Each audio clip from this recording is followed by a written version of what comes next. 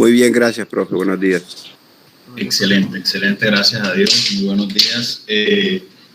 ¿Están viendo las diapositivas que estoy proyectando? Sí, profe. Vale, perfecto, muchas gracias. Bueno, son varias cosas las que tenemos que retomar hoy para entender o contextualizar nuevamente por qué estamos frente a esta diapositiva en este momento.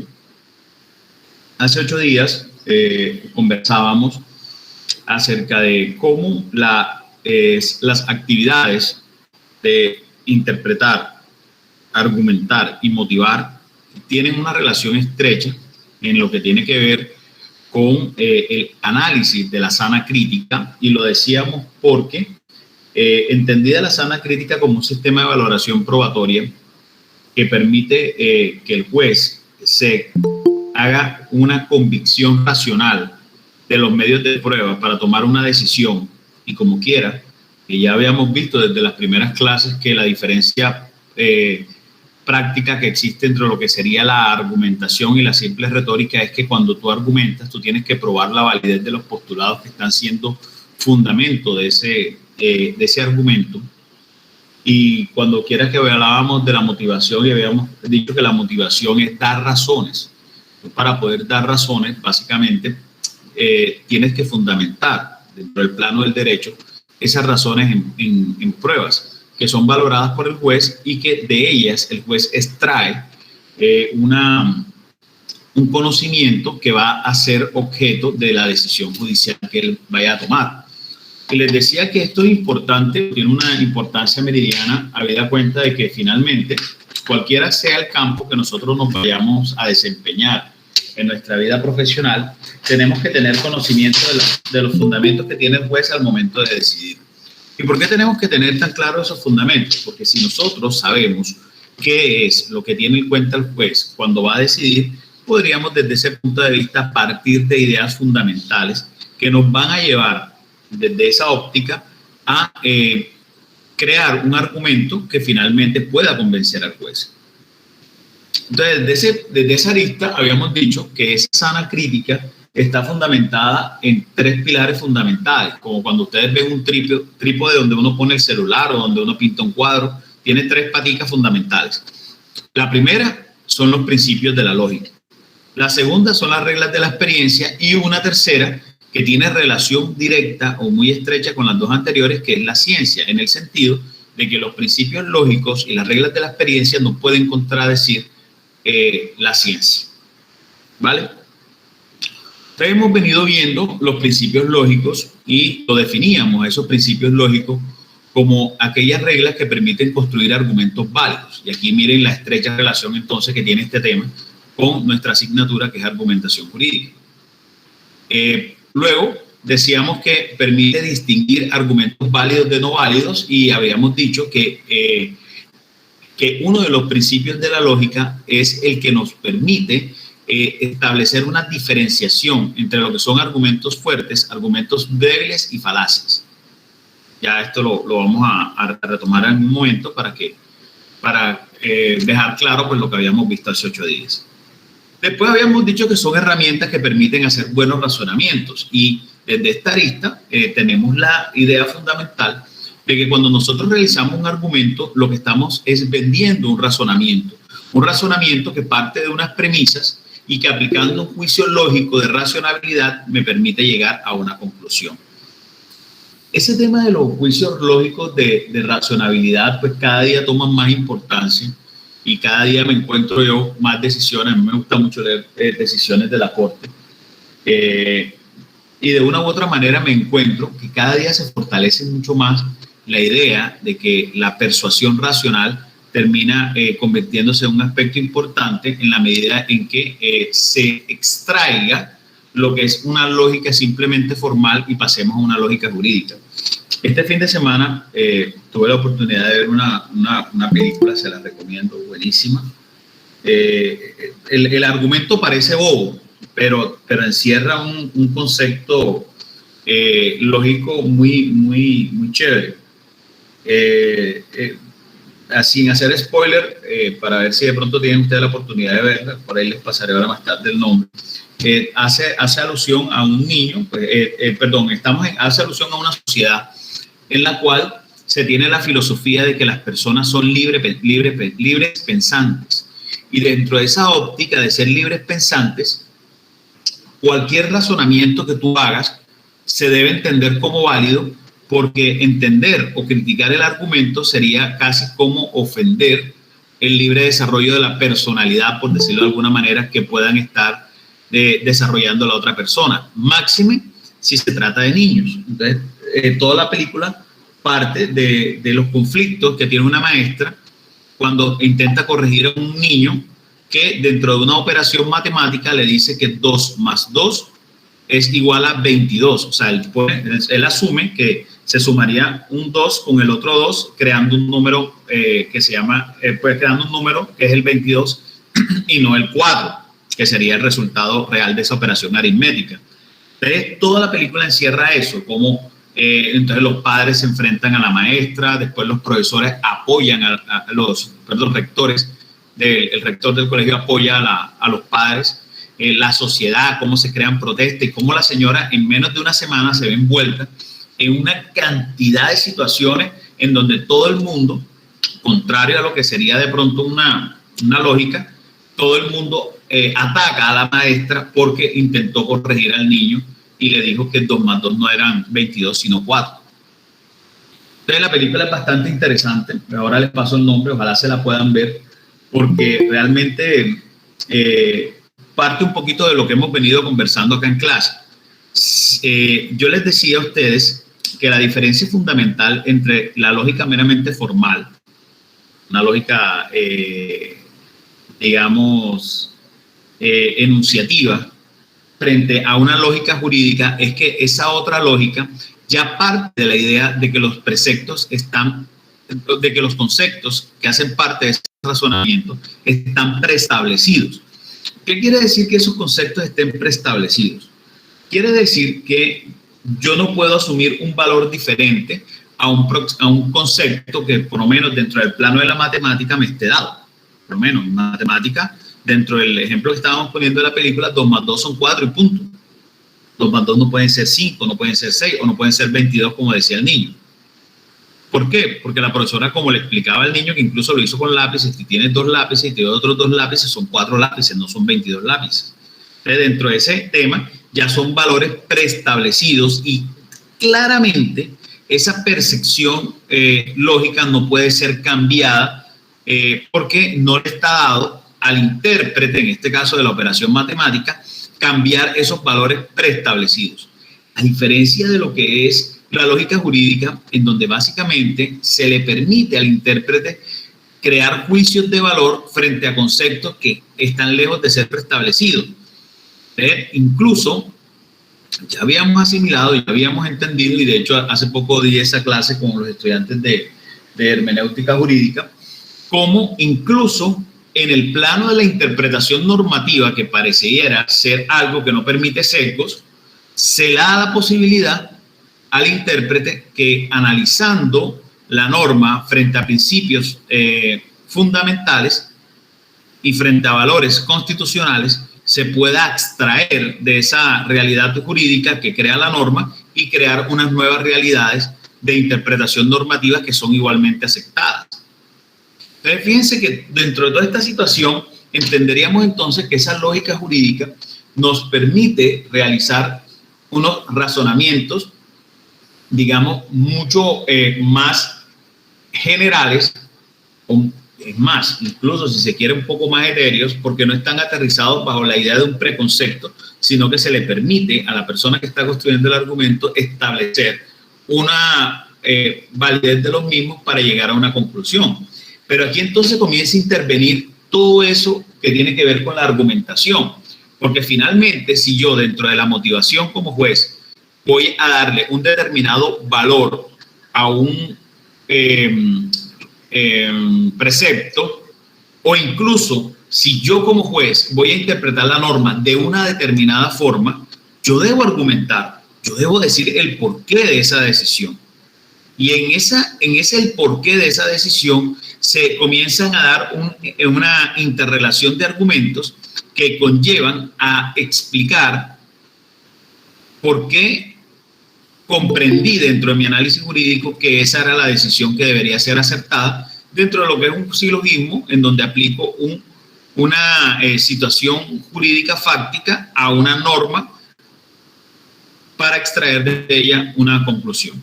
Entonces, fíjense que estas serían, digamos, frente a la argumentación, las tres principales posibilidades que me permite la lógica. La lógica no construye el argumento. La lógica no es el argumento en sí, pero la lógica permite construir el argumento porque es una herramienta que permite de una manera ordenada construir el argumento. Bien. Habíamos dicho que hay 4 principios lógicos. 3 que se le atribuyen a la lógica formal, que sería el principio de identidad, el principio de no contradicción y el principio del tercio excluido. Y estos 3 principios, entendiendo pues la lógica jurídica como una parte de la lógica formal, porque esto sí quiero dejarlo muy claro. A mí una vez me decía un estudiante, profe, lo que pasa es que entonces la lógica formal no tiene nada que ver con la lógica jurídica. Y digo, no, señor, la lógica jurídica es, digamos, una forma, una manifestación de esa lógica formal, pero con unas características propias. Es casi como si yo dijera una especie dentro del género. El género sería la lógica formal y la lógica jurídica sería una especie dentro de ese género. Y dentro de esa, por ello es que la lógica jurídica también tiene un principio de identidad, también tiene un principio de contradicción y también tiene un principio de tercio excluido, porque son principios que hacen parte de la lógica formal y siendo la lógica jurídica una forma o una parte de esa lógica formal, necesariamente tiene que adaptar o acoger, bien, adoptar estos 3 principios fundamentales de la lógica formal. Entonces, estos 3 principios de la lógica formal, principio de identidad, principio de contradicción y principio del tercio excluido, también están dentro de la lógica jurídica. Y hay un principio de la lógica material, que es la lógica que coge o tiene características mucho más claras frente a lo que es el concepto de lógica jurídica, que sería el principio de razón suficiente. Ese principio de razón suficiente es el que nos permite entender que siempre en la conclusión debe estar reflejadas aspectos de las premisas que dieron lugar al nacimiento de ese silogismo jurídico en el cual, aplicando esa lógica, llegaste a una conclusión. Y ahí es donde tiene cabida el concepto de las falacias, tal cual como lo analizamos hace 8 días. Este principio de razón suficiente, que repito, es un principio de lógica material, proclama que ninguna enunciación o proposición puede ser verdadera sin que exista un motivo o razón para que así sea. Ese motivo o esa razón es la que ustedes van a soportar probatoriamente.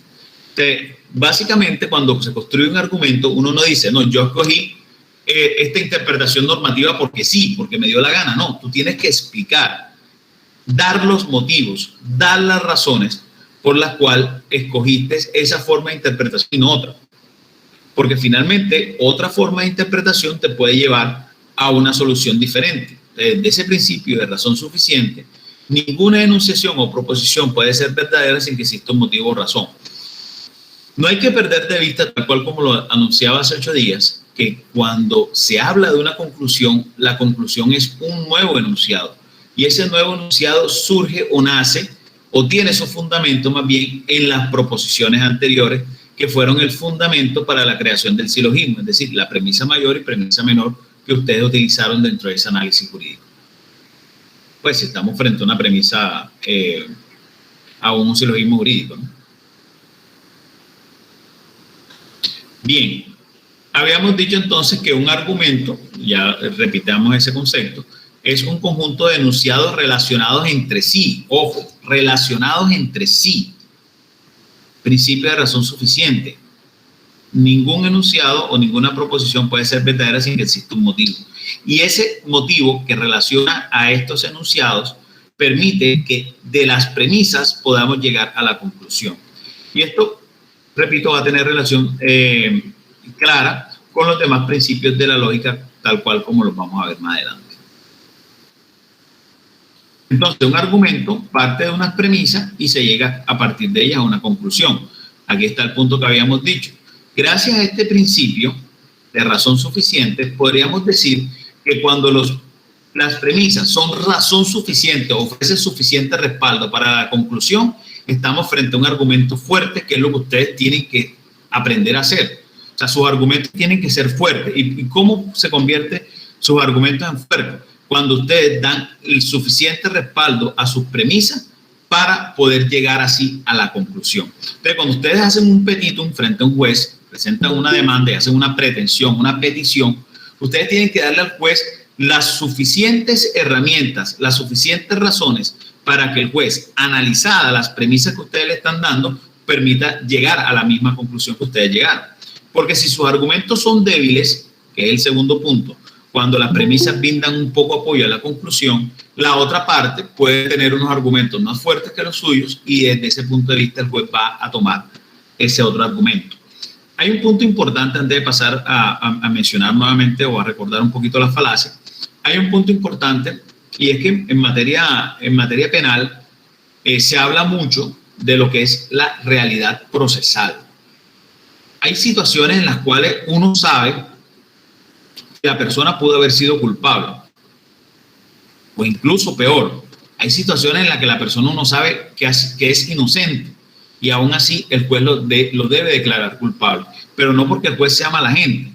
Lo debe declarar culpable porque desafortunadamente la realidad procesal indica otra cosa, porque finalmente el juez falla con fundamento en indicios, con fundamento en indicios. Si yo observo la típica película que ustedes ven normalmente de cuando llega la persona, que yo eso nunca lo he podido entender en las películas, está una persona herida y está el cuchillo ensangrentado con que lo hirieron al lado. Y ustedes ven que la típica película o novela, la persona llega y en vez de buscar la manera de auxiliar, lo primero que hace es tocarle la herida y se llena todas las manos de sangre. Y lo segundo que hace es tocar el arma homicida y después la suelta cuando se da cuenta que ya dejó las huellas de él en el arma y preciso en ese momento llega la policía y lo captura.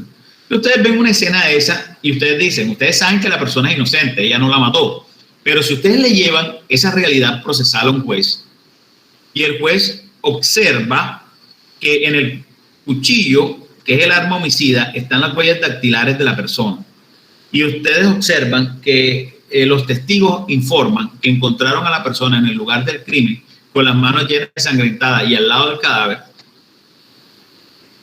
claramente eso es un indicio para poder indicar que esa persona pudo haber sido el que lo mató. Y si finalmente en el proceso no se desvirtúa esto por parte de la defensa, la persona va a terminar siendo condenada.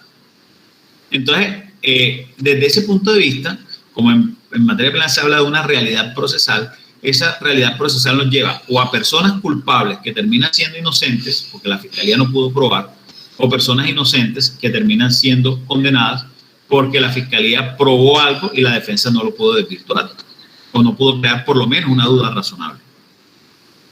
Y eso se extiende, pensaría yo, a otras áreas. ¿Qué tal que una persona le interponga a otro un proceso por una aparente simulación cuando hubo una venta real, pero la persona no tiene capacidad de acreditar que la venta fue real? Termina fallando el juez a favor de la persona que solicitó se declarara esa simulación. O si en el caso contrario realmente existió una simulación, pero la contraparte logra desvirtuar a través de pruebas que inequívocamente indican que la venta fue real, el juez va a fallar en contra de la parte que está solicitando esa simulación. Y así podemos mirarlo en el plano laboral, podemos mirarlo. Yo no trabajé nunca con Juan. En materia de laboral hay un tema que se llama el contrato realidad, que es donde a partir de 3 presunciones se llega a una conclusión de que existió un vínculo laboral. Entonces, yo nunca firmé contrato con Juan, pero ejercía una actividad personal, recibía una remuneración y había una subordinación. Claramente se dan los 3 elementos que permiten presumir la existencia de una relación laboral y desde esa perspectiva el juez va a tomar esos fundamentos o esas premisas. ¿Para qué? Para llegar a una conclusión, y es que existía el vínculo laboral. Entonces, miren que es lo mismo que estamos diciendo acá. Cuando las premisas ofrecen suficiente respaldo para llegar a la conclusión, en este caso tenemos 3 elementos que permite o que la ley permite tomar como fundamento de una presunción de la existencia de esa relación laboral, y cuando se dan esos tres elementos que están acreditados dentro del proceso, el juez falla a favor del trabajador, indicando que hay una relación laboral. Pero apartándonos de estos dos primeros, que terminan siendo muy claros, muy fáciles de entender, si ofrece respaldo son argumentos fuertes, si no ofrece son argumentos débiles. Nos vamos a un segundo punto que serían las falacias. Cuando las premisas no brindan ninguna clase de apoyo a la conclusión. En este caso no es que el apoyo sea débil, porque si el apoyo es débil estamos frente a argumentos débiles. Es que no ofrece ningún respaldo y aún así se llega a una conclusión que finalmente va a ser una conclusión errada. Y estuvimos viendo la definición de las falacias y estuvimos viendo varios tipos de falacias a lo largo de la parte final de la clase anterior. ¿Sí? Bien. Habíamos dicho entonces que ese principio de razón suficiente es aquel que reclama que en aras de reconocer un valor positivo a la verdad de un enunciado, básicamente se parte de la idea de que ese enunciado tiene que estar o tiene que aludir a que en el mismo se den las razones suficientes, es decir, se dé la suficiencia para que a partir de ellos se pueda llegar a una conclusión.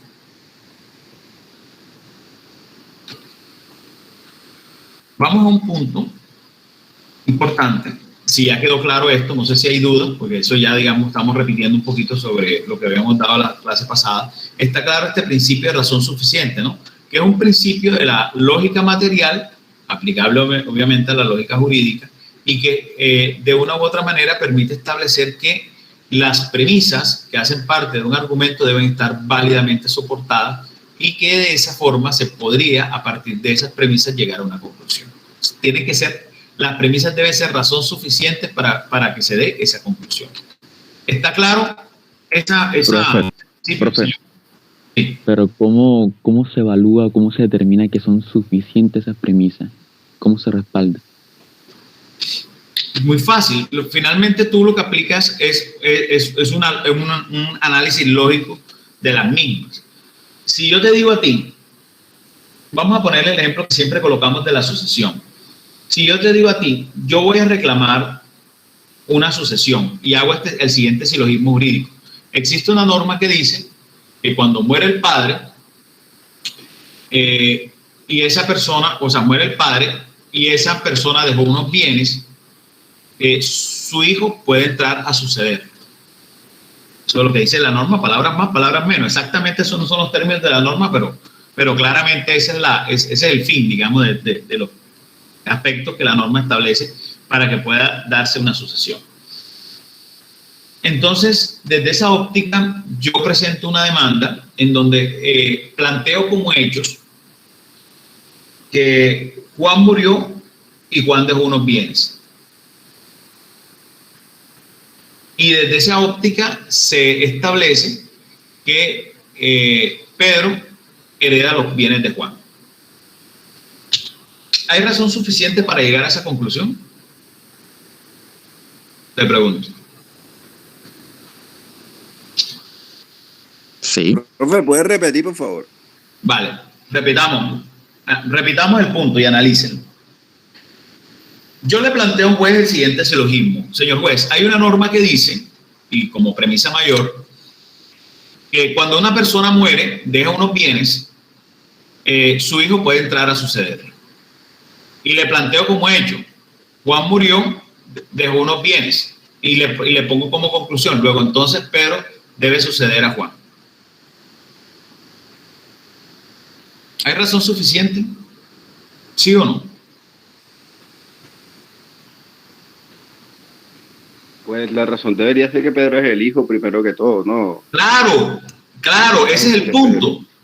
En este caso concreto que estamos planteando,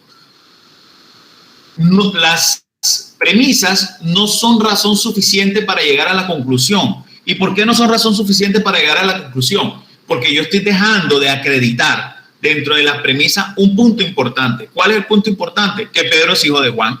Luego, entonces, como no estoy dando ese fundamento adicional que es requisito para acceder al derecho, o sea, estoy simplemente diciendo, murió Juan y dejó unos bienes. El hecho de que murió hace 3 meses, 4 meses, murió Ardila Lule y dejó unos bienes, y no por eso yo puedo sucederlo. ¿Qué necesitaría yo para poder haber sido sucesor de Ardila Lule? Haber sido hijo de él, ser su descendiente. Pero como yo no soy descendiente de él, no podía acceder al derecho. En este caso concreto, había un punto importantísimo que se estaba dejando de acreditar, y es la calidad de hijo. ¿Cómo pruebo yo la existencia del derecho si no estoy probando la calidad de hijo o no estoy estableciendo dentro de las premisas la calidad de hijo? Por lo tanto, frente a esta situación concreta, ¿estamos frente a qué? A unos argumentos débiles. ¿Y por qué estamos frente a unos argumentos débiles? Porque las premisas brindan poco apoyo a la conclusión. Pero si, a contrario sensu, yo presento como argumento los siguientes hechos. Planteo la norma como ya ustedes la conocen y planteo los siguientes hechos. El señor Juan murió el 13 de noviembre del año 2021. Primer punto. Segundo punto. En vida, el señor Juan, producto de unas relaciones matrimoniales con la señora María Pérez, tuvo a su hijo conocido como Pedro, vamos a ponerle que el apellido de Juan era Jiménez, Pedro Jiménez Pérez. Segundo punto. Tercer punto. El señor Juan, al momento de su muerte, dejó como haber hereditario, es decir, como bienes adquiridos en vida, la propiedad de una hacienda en el municipio de San Pues, conocida como Hacienda Don Juan, de 30 hectáreas y dejó, de 300 hectáreas, perdón, y dejó 30 cabezas de ganado. Esos son los bienes que él dejó. Establezco que al momento de la muerte Juan no tenía ningún tipo de obligaciones, no tenía ningún tipo de deuda. Y si yo quiero, además de eso, establezco, porque es que yo me puedo anticipar a la contradicción que se puede presentar, establezco que Juan no dejó ningún otro hijo conocido o reconocido en el lugar donde esta persona siempre desarrolló su vida. Y además de eso, acredito que en vida Pedro jamás fue desheredado por su padre Juan. Que son, digamos, los dos argumentos que me pueden salir. Uno, que sí es el hijo pero está desheredado, o dos, que sí es el hijo pero tiene 20 hermanos más. Por lo tanto, no puede heredar toda la universalidad de bienes, sino una porción. Si yo le presento todos esos argumentos al juez y se lo planteo, claramente este es un argumento que ya es fuerte. ¿Y por qué sería un argumento fuerte? Porque yo estoy dando, desde este punto de vista, estoy presentando una cantidad de enunciados que permiten establecer o permiten de una u otra manera reflejarse en la conclusión. Entonces, ante la pregunta que tú me haces, me dices, profesor, pero ¿cómo entonces podremos decir si el argumento es suficiente o si las premisas son suficientes? Porque es que las premisas te tienen que arrojar todos los elementos para que tú puedas llegar a la conclusión. Se tienen que arrojar todos los elementos. Es como cuando tú haces un silogismo común y corriente. Si tú haces un silogismo común y corriente y estableces una premisa mayor, pero en la premisa menor te faltó un elemento, como por ejemplo la particularidad. Yo digo, todos los estudiantes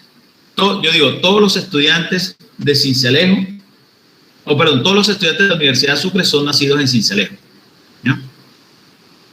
Pero no digo, por lo menos, Juan es nacido en Sincelejo para que puedas concluir luego, entonces, Juan es estudiante de la Universidad de Sucre para que tú puedas concluir luego, entonces Juan es nacido en Sincelejo. O incluso cuando se da el tema de las falacias. ¿Qué tal esta premisa?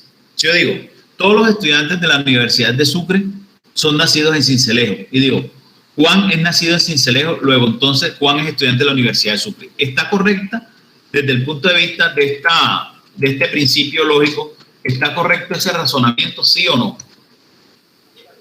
¿Quién me dice? Pues, evidentemente es una falacia porque se empieza con una premisa que podría ser verdadera, pero se quiere sustentar la segunda premisa, que realmente no se puede sustentar con la primera, porque el hecho de que sea de Sincelejo no significa que sea de la Universidad de Sucre. Claro, hay un aspecto. ¿Qué aspecto es más general? ¿Qué aspecto es más general? ¿El hecho de ser de Sincelejo o el hecho de ser de la Universidad de Sucre? Cincelejo. Claro, el hecho de ser de Sincelejo es un aspecto más general. Pues digo, todos los estudiantes de la Universidad de Sucre son de Sincelejo. Estoy claramente creando un aspecto general que sería que todos los estudiantes que están en la Universidad de Sucre nacieron en Sincelejo. Pero después digo, Juan nació en Sincelejo. Luego, entonces, Juan es estudiante de la Universidad de Sucre. No, puede ser estudiante de SECAR, puede ser estudiante de Corpo Sucre. ¿Y por qué esa diferencia? Porque yo estoy diciendo es que todos los estudiantes de la Universidad de Sucre nacieron en Sincelejo, no que todos los cincelejanos estudian en la Universidad de Sucre. ¿Sí? Si fuese lo contrario, que dijera todos los cincelejanos estudian en la Universidad de Sucre, claramente ahí sí estaría bien conformada la premisa cuando yo digo, luego, Juan es de Sincelejo, luego entonces Juan estudia en la Universidad de Sucre. Ahí sí. Es como yo decir, todos los antioqueños son colombianos. Y después digo, Juan es colombiano, luego entonces Juan es antioqueño. No, puede haber sido otro lugar. Pero si yo digo, Juan es antioqueño, luego entonces Juan es colombiano, sí encaja la premisa. Entonces fíjense que ese es el principio de razón suficiente. Todos los elementos estructurales del silogismo... Señor. Pero bueno, a ese punto quiero llegar, y es que sabemos que son suficientes porque hay un conocimiento previo, hay una realidad previa. En este caso será conocer cómo está compuesto Colombia, cómo está compuesto el departamento de Sucre y cuántas instituciones tiene en Sincelejo. Pero cuando uno carece de esa información, sea como juez, o sea, porque no conoce la situación, ahí donde yo me pregunto cómo se mide la suficiencia. Lo que pasa es una cosa. Mira que nosotros estamos partiendo acá de un razonamiento de tipo deductivo. Y la estructura de razonamiento de tipo deductivo, tú tienes ya un conocimiento acerca de una premisa general. Como cuando tú aplicas una norma. Frente a la aplicación de una norma, ya tú conoces la norma. O sea, la norma es tu premisa general y la norma es la que te da los parámetros para llegar a una determinada conclusión. Desde esa óptica o desde ese punto de vista, claramente la norma te está... O sea, tú no estás cuestionando la verdad de la norma. Tú podrías cuestionar en un momento dado la interpretación de la norma, pero ya escogiendo cuál es la forma interpretativa de esa norma, que finalmente viene siendo el punto estructural de lo que es el silogismo jurídico, ya tú vienes y a partir de esa conclusión, de ese análisis o de esa interpretación, lo partes de él como una premisa general. Ahora, diferente es cuando tú haces un razonamiento de tipo inductivo. Por eso que el razonamiento de tipo inductivo no te va a llevar a una posibilidad de certeza. Te va a llevar a una probabilidad, que es diferente. Por eso cuando tú, por lo menos en materia penal, y discúlpame que haga tanta referencia a materia penal, pero yo soy penalista, de pronto tengo ese sesgo. Pero mira que en materia penal, en las primeras partes de una investigación, tú partes simplemente de una probabilidad. Es probable que esta persona pudo haber cometido el hecho. Es posible que esta persona pudo haber cometido el hecho y ya después llega a una certeza a medida que te vas enriqueciendo en elementos probatorios. Pero fíjate que toda inducción no te lleva a una certeza, te lleva a una probabilidad. Si yo digo, el gato de Juan tiene 4 patas, el gato de Guillermo tiene 4 patas, el gato de Felipe tiene 4 patas, luego entonces todos los gatos tienen 4 patas, estoy simplemente llegando a una probabilidad. Es probable que todos los gatos tengan 4 patas, pero todos sabemos que puede haber un gato que sea mochito y tenga 3, o un gato que sea fenómeno y nació con 5. ¿Sí? Entonces, de esa óptica, es como el ejemplo que yo siempre coloco. Yo les decía yo siempre les decía a los estudiantes, cuando estábamos en clases presenciales, yo me analizaba por lo menos los hombres y las mujeres de los salones, y si de pronto, normalmente, las mujeres tenían el cabello largo y los hombres el cabello corto, yo decía, si ahora mismo aterriza un marciano acá, nos está viendo todos vestidos, obviamente no está viendo que tengamos más diferencia entre hombre y mujer, sino únicamente el cabello, él llegará o se irá con la errónea conclusión que la diferenciación entre hombres y mujeres es que las mujeres usan el cabello largo y los hombres utilizan el cabello corto. ¿Y por qué llega a esa conclusión? Porque comienza a mirar a todas las mujeres del salón y miran que María usa el pelo largo, que Patricia usa el pelo largo, que Manuela usa el pelo largo, que Guillermina usa el pelo largo. Entonces dice, como estas son parecidas y todas usan el cabello largo, esa es la característica distintiva, y como estos, Juan, Pedro, Miguel, Felipe, usan el cabello corto, claramente la diferenciación entre hombres y mujeres es que las mujeres usan el cabello largo y los hombres usan el cabello largo, y no es así. Tenemos muchas más diferencias y además de eso, un hombre puede tener el cabello largo o una mujer puede tener el cabello corto y no por eso deja de ser hombre o deja de ser mujer. ¿Vale? Entonces, fíjate, ese es el punto, claro. O sea, tú estás llegando a una conclusión. Sí. Es que estas premisas tienen validez porque partimos de la base o estamos partiendo de una idea de algo porque ya conocemos la composición y de una u otra manera nos están dando una idea. Pero es que esa es la característica de razonamiento de tipo deductivo, que tú partes de algo general hacia lo particular. Por lo tanto, tú tienes que conocer los elementos de la generalidad que te está sirviendo de fundamento. Porque si tú no conoces los elementos de la generalidad, jamás vas a poder llegar a la conclusión. O jamás podríamos decir que siendo válidas las premisas, la conclusión será válida. Acuérdate que en materia de razonamiento deductivo, siendo verdad la premisa mayor y siendo verdad la premisa menor, la conclusión también será verdad. No te podría dar como conclusión que siendo mentira la premisa mayor y siendo verdad la premisa menor, la conclusión sea real. Aquí casi que se aplica ese tema de matemática que positivo más positivo da positivo, positivo más negativo da negativo y negativo más negativo da positivo. Casi que se aplica esa regla. Sí estoy siendo claro. Profe, pues se aplican las tablas de verdad o algo así, ¿no? Claro, yo escuchaba hace mucho tiempo a alguien que me decía, cuando tú niegas algo negado, lo estás afirmando. Y tú te pones a pensar, y es cierto, si yo digo, yo no soy impuntual, ¿qué estoy queriendo decir? Que soy puntual. Si yo digo, soy impuntual, estoy diciendo que yo no acudo a la hora concreta, es decir, no estoy siendo puntual. Pero si yo digo, no soy impuntual, estoy negando lo negado. Desde ese punto de vista estaría afirmando. Quiere decir que cuando yo digo, no soy impuntual, estoy manifestando o diciendo que soy puntual.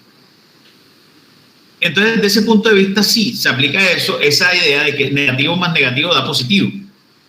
Si yo niego algo negado, lo estoy afirmando. Y esos son principios o aplicaciones de ese principio, del principio de la razón suficiente. Pero obviamente para que tú puedas establecer este tipo de razonamiento de tipo deductivo, debes conocer el alcance de las premisas, porque si tú no conoces el alcance de las premisas, va a ser muy difícil que puedas crear algo. Entonces, cuando yo estoy diciendo todos los antioqueños son colombianos, es porque estoy partiendo de una base de algo que me está señalando la premisa.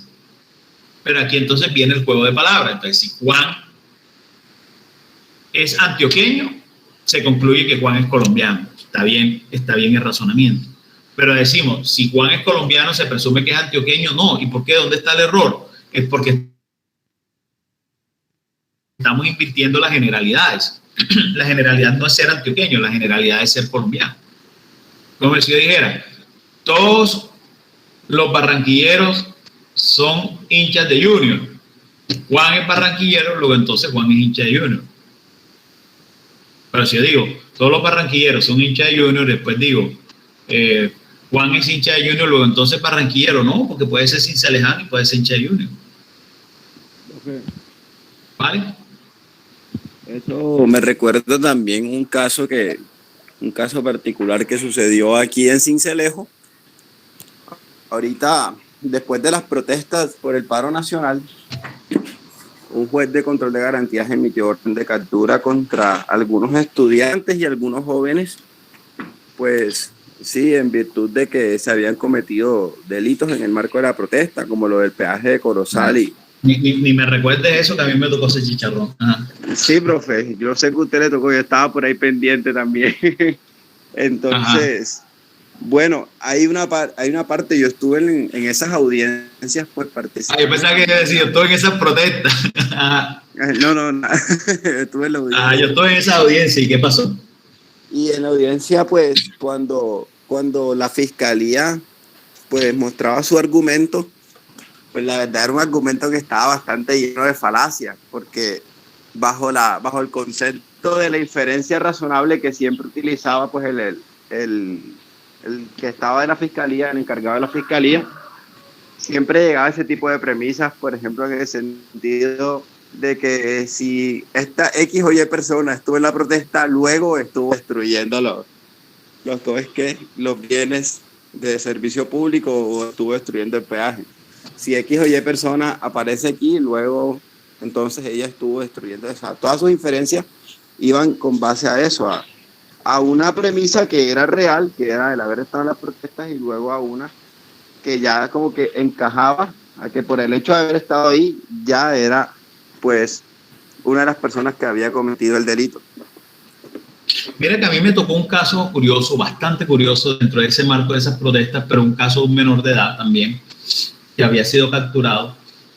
Y entonces, concretamente no en las del peaje Corozal, sino en las de una zonada que hubo al frente de la alcaldía, de acá de Sincelejo, que rompieron unos vidrios de la alcaldía. Entonces, pasaba algo curioso.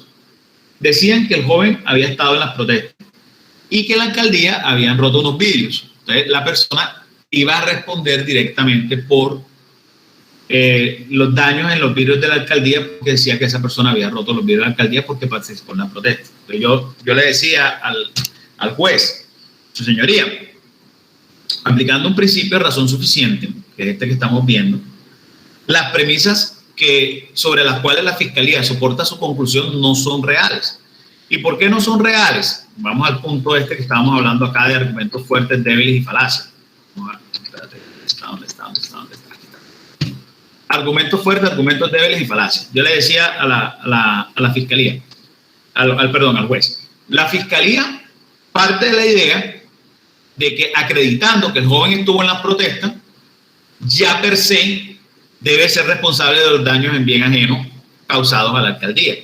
Pero como la responsabilidad no puede ser objetiva y a la persona se le debe probar la realización de un acto, porque estamos en un derecho penal de acto, no de autor, sino de acto. ¿Cuál es el acto que esta persona cometió? ¿Cuál fue la ventana que rompió? Todas. Eso es lo que está diciendo la fiscalía, que rompió entonces todas las ventanas. Si en la alcaldía se rompieron 20 ventanas, entonces quiere decir que él es responsable de haber roto las 20 ventanas. No, a mí me tienen que hacer, a mi cliente, una imputación objetiva, una imputación subjetiva, establecer cuál fue la ventana que él rompió. Ahora, si hay una prueba que acredite que es que nadie más tiró piedra y que él fue el único que tiró piedra y fue el que rompió todas las ventanas, como el video de EPA Colombia, EPA Colombia no podía decir, no, yo no partí esos portales que salí mostrando en el video dándole martillazos, porque hay una prueba fehaciente que por lo menos esos 5 vitrinas que se rompieron en ese momento, las rompió ella. Y ahí estaba clara la prueba.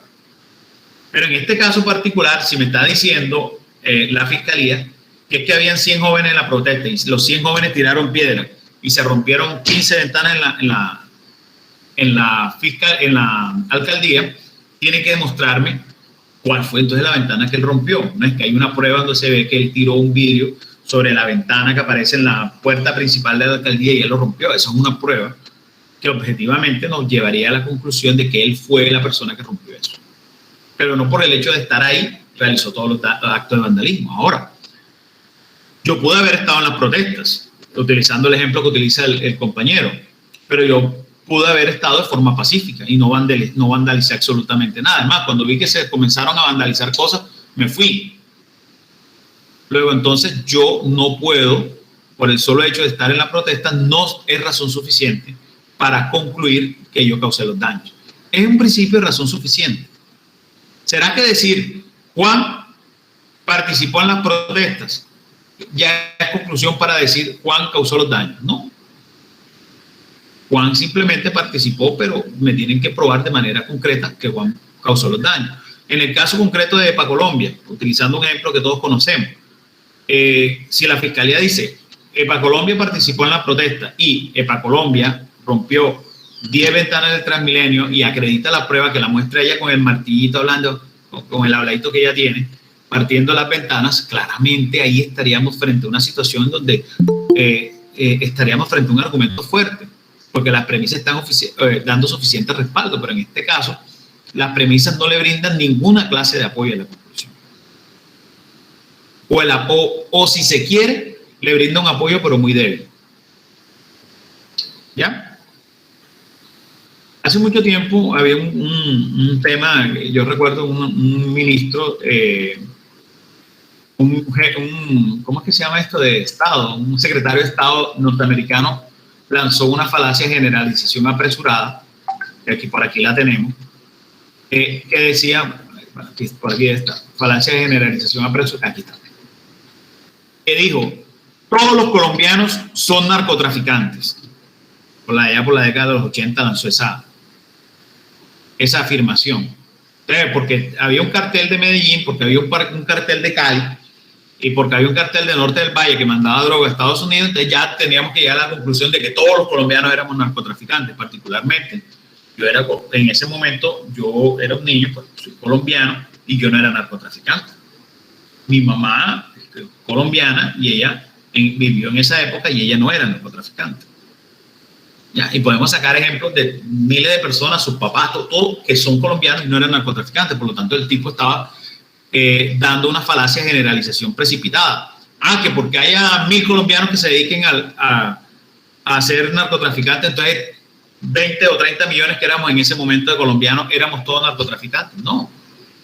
Por eso, entonces, cuando le preguntaron al canciller colombiano que qué opinaba de ese concepto que había dado el jefe de Estado, el secretario de Estado norteamericano, él dijo, si todos los colombianos somos narcotraficantes, entonces yo tendré que decir que todos los gringos son consumidores. También entonces le respondió con una falacia de generalización precipitada. ¿Está claro? ¿Ahora sí? ¿O no?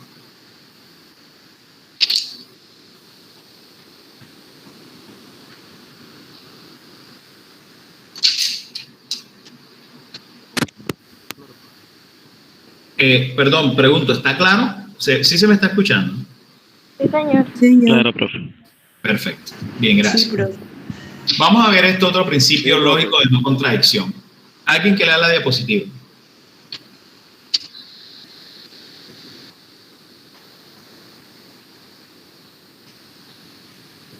Respecto del principio lógico de no contradicción, el autor Velázquez Niño expone, establece que si hay dos juicios de los cuales uno afirma y el otro niega la misma cosa, bajo ningún concepto es posible que ambos sean verdaderos al mismo tiempo.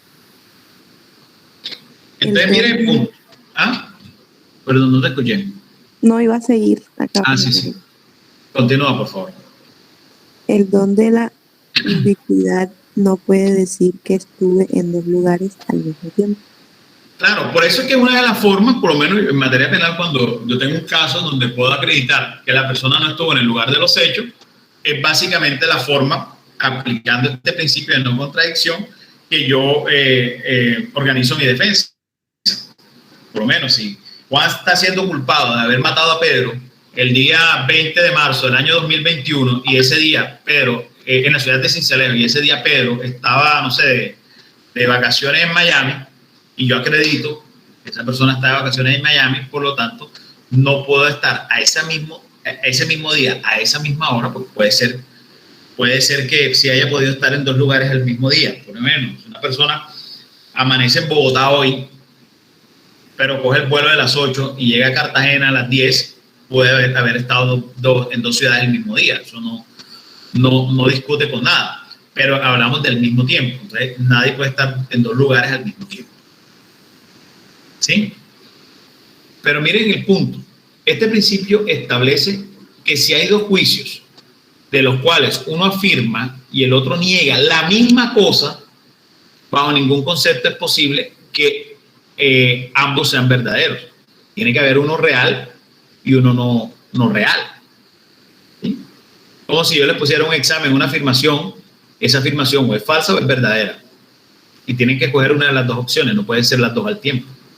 Ese es un principio lógico de no contradicción. ¿Quién continúa, por favor, acá?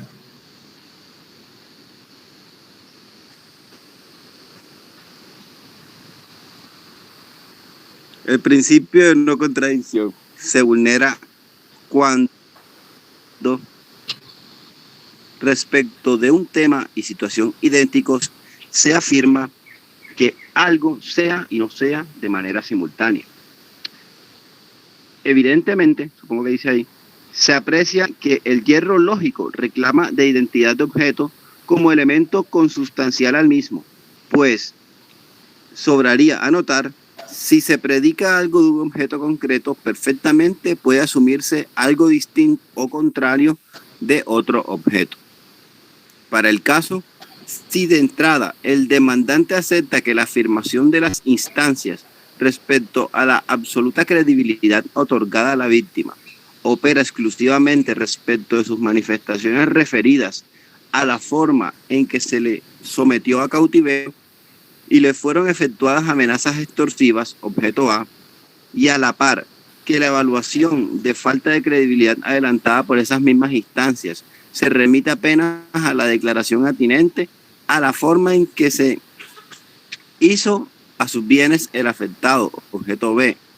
Incontrastable se alza que ninguna contradicción existe, sencillamente porque la valoración se radica en objetos diferentes. Miren que voy a contarles aquí una infidencia jurídica de un caso que estoy manejando ahora y la cuento porque tengo muy fresco el tema porque esa audiencia se realizó el jueves de la semana pasada.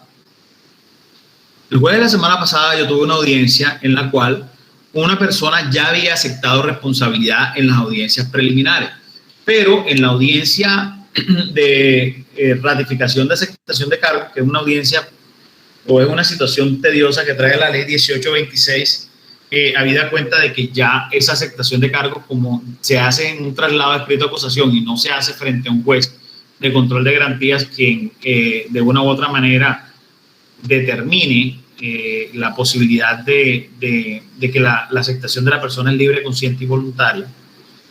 Entonces, el juez, cuando pidió ratificar a la persona la aceptación de cargo, esta persona se retractó.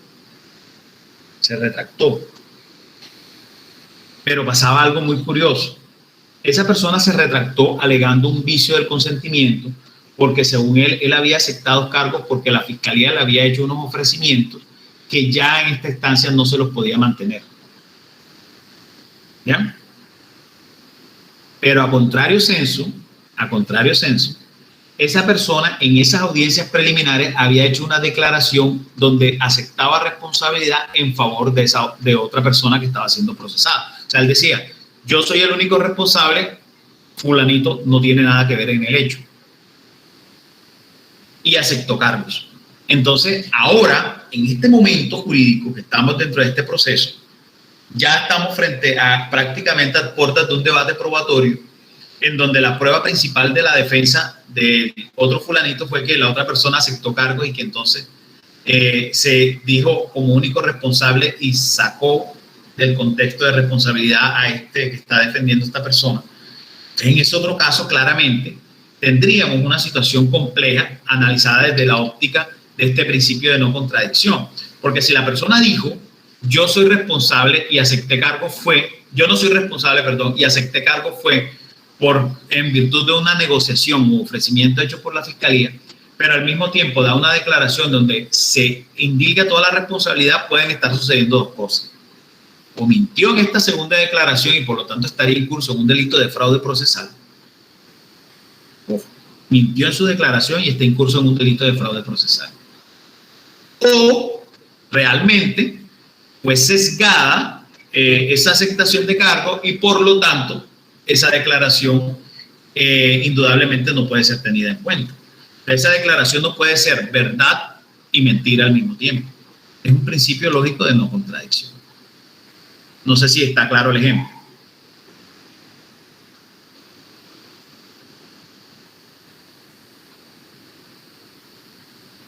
¿Sí? ¿Sí se entendió el ejemplo o no? Profe, la verdad es que yo no lo entendí muy bien. Bien, te lo explico nuevamente. Una persona acepta cargos y al momento de aceptar cargos, vamos a suponer que está siendo culpable de Juan aceptó cargos y dijo que él había sido la persona que había robado. Y ahí, como estaba otro procesado que era Pedro, dijo, yo robé y Pedro no tiene nada que ver. Juan acepta cargos y al mismo tiempo excluye de responsabilidad a Pedro. Gracias a esa declaración de Juan, en donde acepta responsabilidad y dice que es el único responsable y excluye responsabilidad a Pedro lo dejan en libertad y no le imponen ningún tipo de medida, aunque le siguen el proceso. Proceso en el cual la declaración de Juan en favor de Pedro es la prueba fundamental, porque la defensa de Pedro, de Juan, lo que va a declarar en juicio es, o lo que va a hacer es llevar a Pedro a juicio, donde Pedro va a decir, yo fui el que cometí el hurto y esta persona no tiene nada que ver. Pero resulta que ahora que estamos analizando o ratificando la aceptación de cargos de esta persona dijo, la verdad es que yo soy inocente, yo no tengo nada que ver con eso. Yo acepté cargos fue porque a mí me prometieron que si aceptaba cargos, la fiscalía me iba a dar unos beneficios punitivos. Como no me está dando estos beneficios punitivos o no me puede dar estos beneficios punitivos, entonces yo me retracto y manifiesto que no soy responsable. ¿Qué pasaría entonces ahora con esa declaración? Pueden estar sucediendo dos cosas. Esa declaración no puede ser verdad y puede ser mentira al mismo tiempo. Porque si ahora está diciendo que él no es responsable, entonces en esa declaración donde dice yo fui el único que robé, o está mintiendo en la declaración o está mintiendo en la retractación. ¿Sí? ¿Sí me doy a entender? La persona que me preguntó, ¿sí me estoy dando a entender? Profe, ahora sí. Vale. Entonces, fíjate que entonces, al final, una cosa no puede ser y no ser al mismo tiempo. O es culpable o es inocente. O realizó el hurto o no lo realizó. Porque por un lado no puede ser que no lo realicé y por el otro lado es sí lo realicé y esto otro no tuvo nada que ver. ¿Sí? ¿Entendimos? ¿El pueblo también entendió? Aquí tiene el micrófono encendido y escuchamos ahí ladrando a su perro.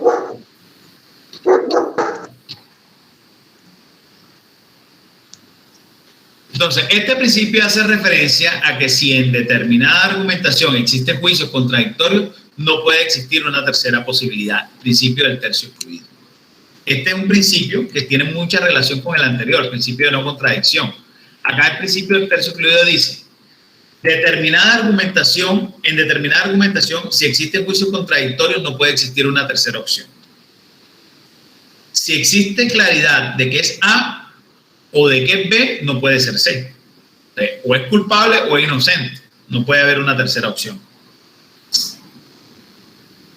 Si está probado en el proceso que la persona pudo haber estado en dos ciudades, tú en el ejemplo que habíamos puesto, estuvo en Bogotá o estuvo en Cali, estuvo en una de las dos, no puede hablarse de una tercera alternativa. Dentro de esa posibilidad, ¿no? Porque puede ser que la persona haya estado en tres ciudades el mismo día, no ha pasado. Que a veces amanece uno en una ciudad, está al mediodía en otra y termina en la noche estando en otra. Puede suceder. Tenga dos vuelos el mismo día y haga simplemente una escala. Pero frente a la situación concreta de que se acredite por lo menos 2 puntos, no puede haber un tercero. Ese es un principio lógico que se llama el principio del tercio excluido. Y leamos esto para que quede un poco más claro, por favor.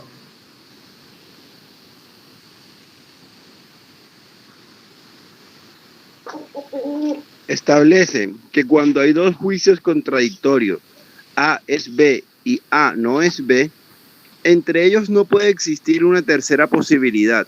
No se presenta un tercer modo de ser.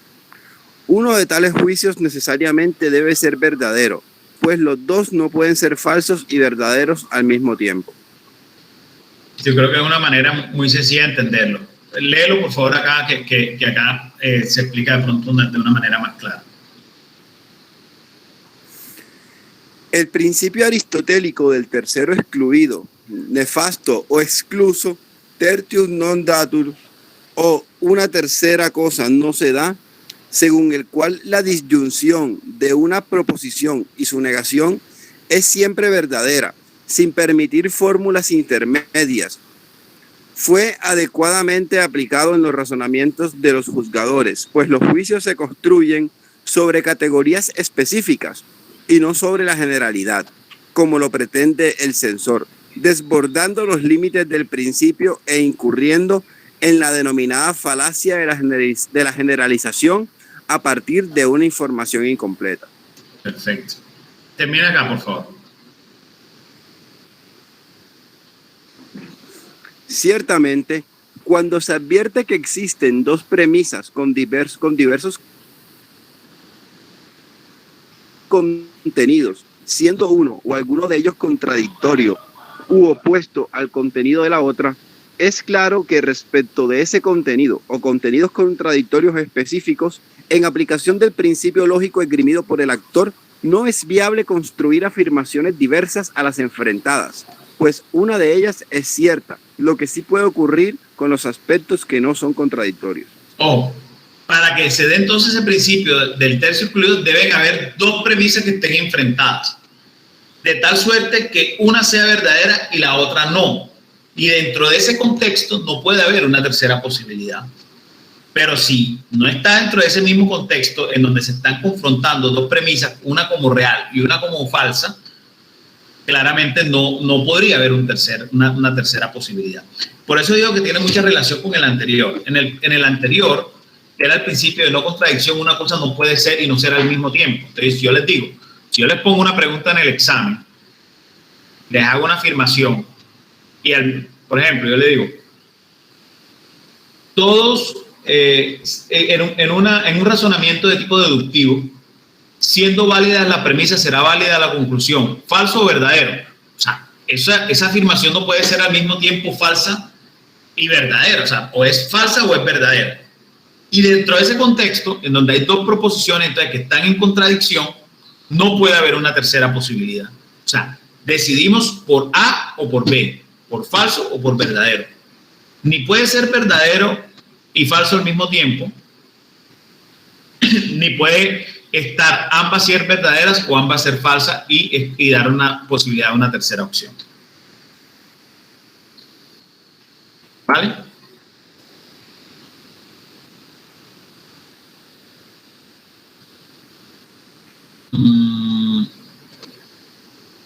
Principio de identidad.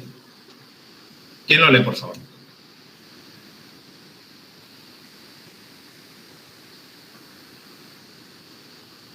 Profe, este principio de la lógica puede entenderse como que una entidad es idéntica a sí mismo y que reducido a los enunciados o proposiciones se formula como todo enunciado es idéntico a sí mismo. El principio lógico de identidad en la obra que se viene citando expresa que se expresa con la fórmula A es A y significa que un concepto o una idea es igual a ella misma y no cambia en el momento en que se piensa. El término identidad comporta que una cosa es siempre la misma, no obstante los diferentes nombres que le pueden ser aplicados o las diversas circunstancias en que la consideremos. Fíjate que este principio de la identidad es el que permite de pronto tener claro la posibilidad de existencia de una seguridad jurídica. Una situación, siendo idéntica a otra, debe tener una misma resolución. Enseguida uno piensa en el principio ese de no bis in idem. Sí, bueno, sí, tiene relación directa con esto, bajo el entendido de que una persona no puede ser juzgada dos veces por el mismo hecho. Si ya fue juzgada por ese hecho, no podríamos frente a ese mismo hecho volverla a juzgar. Sí, podría ser. Pero básicamente lo que yo estoy diciendo es que por lo menos si Juan mató a Pedro en las mismas circunstancias en que Felipe mató a Ricardo, claramente deberían tener una idéntica sanción, ¿sí? Es decir, un principio de seguridad jurídica. Eso es más o menos como lo que generalmente cuando las personas interponen acciones de tutela alegando el principio de igualdad, es lo que expresan dentro de un asunto. Por lo menos, si la persona hace una solicitud de principio de igualdad porque a Juan, que tenía una situación jurídica idéntica a la mía, sí se le reconoció el derecho y a mí se me negó, entonces yo interpongo una acción de tutela argumentando que frente al principio de igualdad, a mí se me debería también otorgar ese derecho. Le vamos a suponer, yo soy afiliado a una EPS y yo necesito hacerme un tratamiento médico en la ciudad de Medellín y hago la solicitud a la EPS de que me reconozca los viáticos para el tratamiento médico en la ciudad de Medellín y la EPS me lo reconoce. Felipe, al mismo tiempo, es afiliado a esa misma EPS, necesita hacerse unos trámites también en la ciudad de Medellín, solicita a la EPS que se le reconozcan los viáticos y la EPS se los niegue. Si esa persona, frente a esa situación concreta, interpone una tutela argumentando que estamos frente a dos situaciones idénticas, que se le está dando solución diferente, claramente tendría vocación de triunfo, habida cuenta de que el principio lógico de identidad establece que una cosa, frente a estas mismas circunstancias, siempre va a ser igual, no puede ser diferente. Leamos, por favor, esta diapositiva para pasar en todas las máximas de experiencia.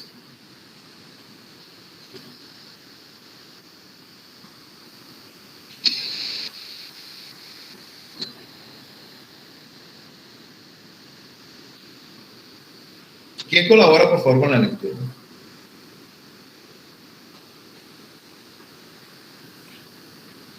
Como lo destacó el tribunal, en la decisión recurrida, encuentra la Corte razón en que la contradicción del discurso del fiscal sobre los motivos del pedimento que eleva es ostensible.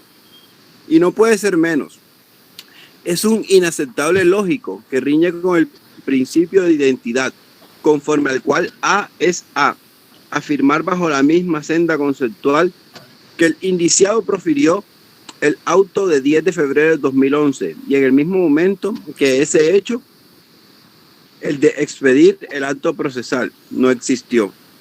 Claro, en este caso, aquí estamos como que señalando bajo una premisa de un principio de identidad la violación bajo el precepto de que la Fiscalía, bajo un mismo caso, argumentó que esa persona estuvo en una situación y al mismo tiempo estuvo o realizó una decisión que es tachada de prevaricadores y al mismo tiempo afirmar que esa decisión nunca existió. O existió o no existió. Estamos en un principio de identidad. Fíjense que me viene otra vez a la cabeza el ejemplo que puso el compañero ahora frente al tema de las protestas.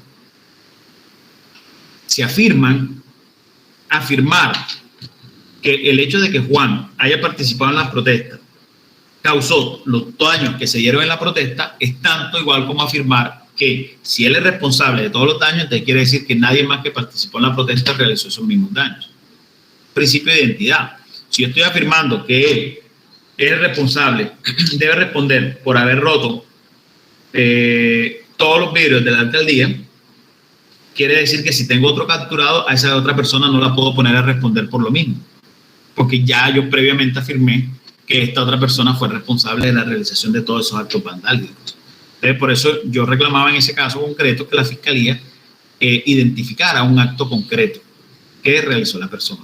Rompió la ventana de la puerta principal, punto. O rompió la ventana de la puerta principal, pero no puede decir que rompió todas las ventanas y al mismo tiempo tener a otras personas como responsables del mismo hecho. No tiene sentido. ¿Sí me debe entender? Sí, profe. Vale. Sí, profe. Máximas de experiencia. ¿Quién la lee, por favor?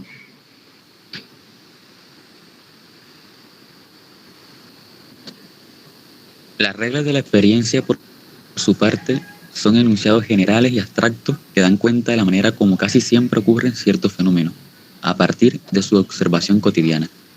Ese conocimiento universal de fenómenos permite conjuntamente con información vertida por la prueba resolver la controversia que se le pone de presente al juez. Bien. Fíjense que son enunciados generales y abstractos que dan cuenta de la manera como casi siempre ocurre un fenómeno.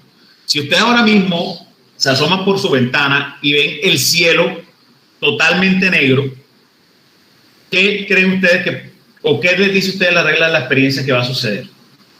Que va a llover. Claro, eso es lo que dice la regla de la experiencia. ¿Por qué? Porque ese es un enunciado que da cuenta de la manera como casi siempre ocurren las cosas, cómo cotidianamente ocurren las cosas. Si yo tiro una piedra por mi ventana y estoy en un segundo piso, obviamente la idea es que esa piedra va a caer piso por la ley de la gravedad. ¿Y eso qué me lo está indicando? La regla de la experiencia. De una forma más cruel, un amigo mío miraba el otro día y yo le decía a él, ¿Cómo darías tú un ejemplo de una máxima de experiencia? Dice, muy fácil.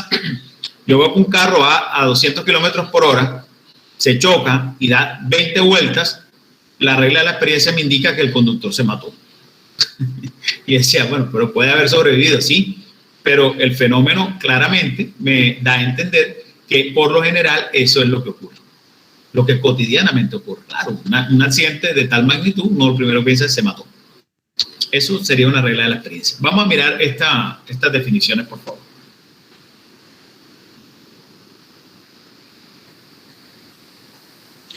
Es de su esencia que se refieran a fenómenos cotidianos, pues frente a las que no tienen esta característica... Qué pena, profe, ya va. No te preocupes, yo también estoy en una finca y aquí hay un vecino que tiene un poco de gallos también y cada ratico canta. Listo, profe, arranco de nuevo.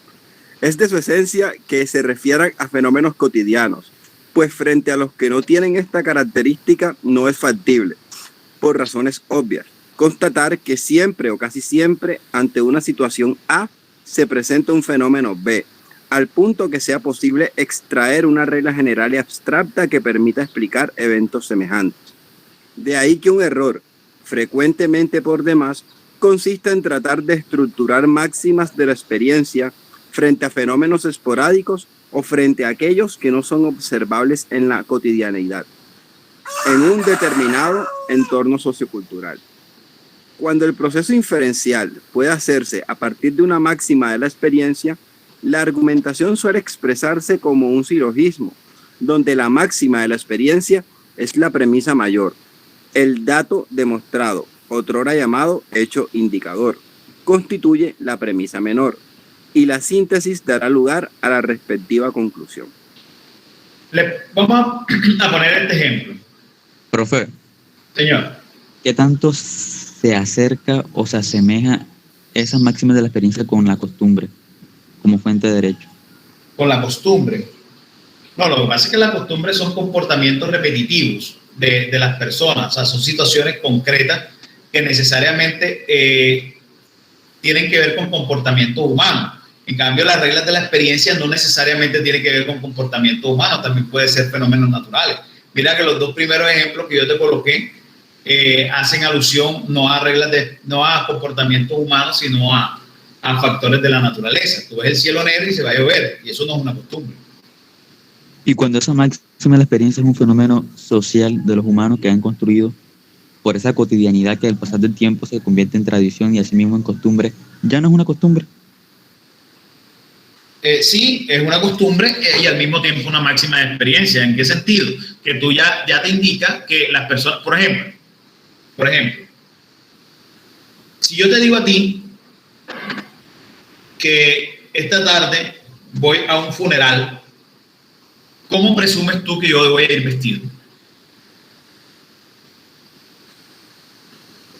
¿Con ropa negra o blanca? Claro, con una ropa de los colores que culturalmente o por costumbre consideramos que son colores de consideración. Ejemplo, blanco, gris, hasta morado. Entiendo que también usan como color negro, como colores de luto. Pero tú no te imaginas que yo voy a ir con una camisa roja, ¿no? Con una camisa amarilla. Fíjate que estamos hablando de una situación de costumbre que al mismo tiempo es una regla de experiencia. ¿Sí me estoy dando a entender? Sí. Vale, entonces fíjate que son situaciones que de la costumbre se pueden concluir reglas de experiencia. Indudablemente que sí. De la costumbre se pueden concluir reglas de experiencia. Yo te digo a ti, voy no sé, yo no puedo decir o no puedo alegar que voy a un carnaval o voy a una fiesta y no voy a ver a nadie disfrazado. Eso no sería una regla de experiencia, porque culturalmente, por costumbre, las personas en ese tipo de eventos van disfrazadas y escuchan música. ¿Sí me estoy dando a entender? Entonces son situaciones concretas en las cuales claramente las costumbres pueden construir reglas de experiencia. Claro que sí. Pueden construir reglas de experiencia. Profe, entonces también se vería momento, por ejemplo, me recuerda ahora que creo que hay como, sí, creo que son 3 causales de inimputabilidad: inmadurez psicológica, creo que cuando la persona tiene problemas mentales, y una última que siempre me generado curiosidad, que es la diversidad sociocultural o enfoque diverso sociocultural, algo así que tiene que ver como con la diferencia cultural que hay. Entonces imagino que, por ejemplo, aquí aplicaría una máxima de experiencia cuanto está relacionado con esas costumbres. ¿Qué te digo? O sea, sí, no. ¿Por qué te digo sí, no? Lo que pasa es que en el tema de la diversidad sociocultural es muy complejo, porque se tendría que establecer que realmente esa persona está alejada totalmente de los ideales y pensamientos de la cultura mayoritaria. Ejemplo, el tema de la muerte de niños por desnutrición en La Guajira. El otro día yo escuchaba una crítica que hablaba sobre el tema de la muerte de niños en La Guajira por desnutrición, y decía, ¿cómo es posible que Colombia, un país tal, se dé este tipo de situaciones? Yo hablaba con una amiga mía que es juez en Riohacha, estudió conmigo la maestría, y yo le decía, oye, ven acá, explícame exactamente cómo es el tema ese de las personas que realizan ese tipo de comportamiento, ¿por qué dejan morir a los hijos de hambre? O sea, es que el gobierno no los apoya. Me dice, no, sí. Lo que pasa es que hay un problema cultural, decía yo. El problema cultural que hay allá es que en ese tipo de familias se entiende, no es como nosotros, por lo menos yo puedo quedar sin comer. Si nada más tengo una porción de comida, yo se la doy a mi hijo.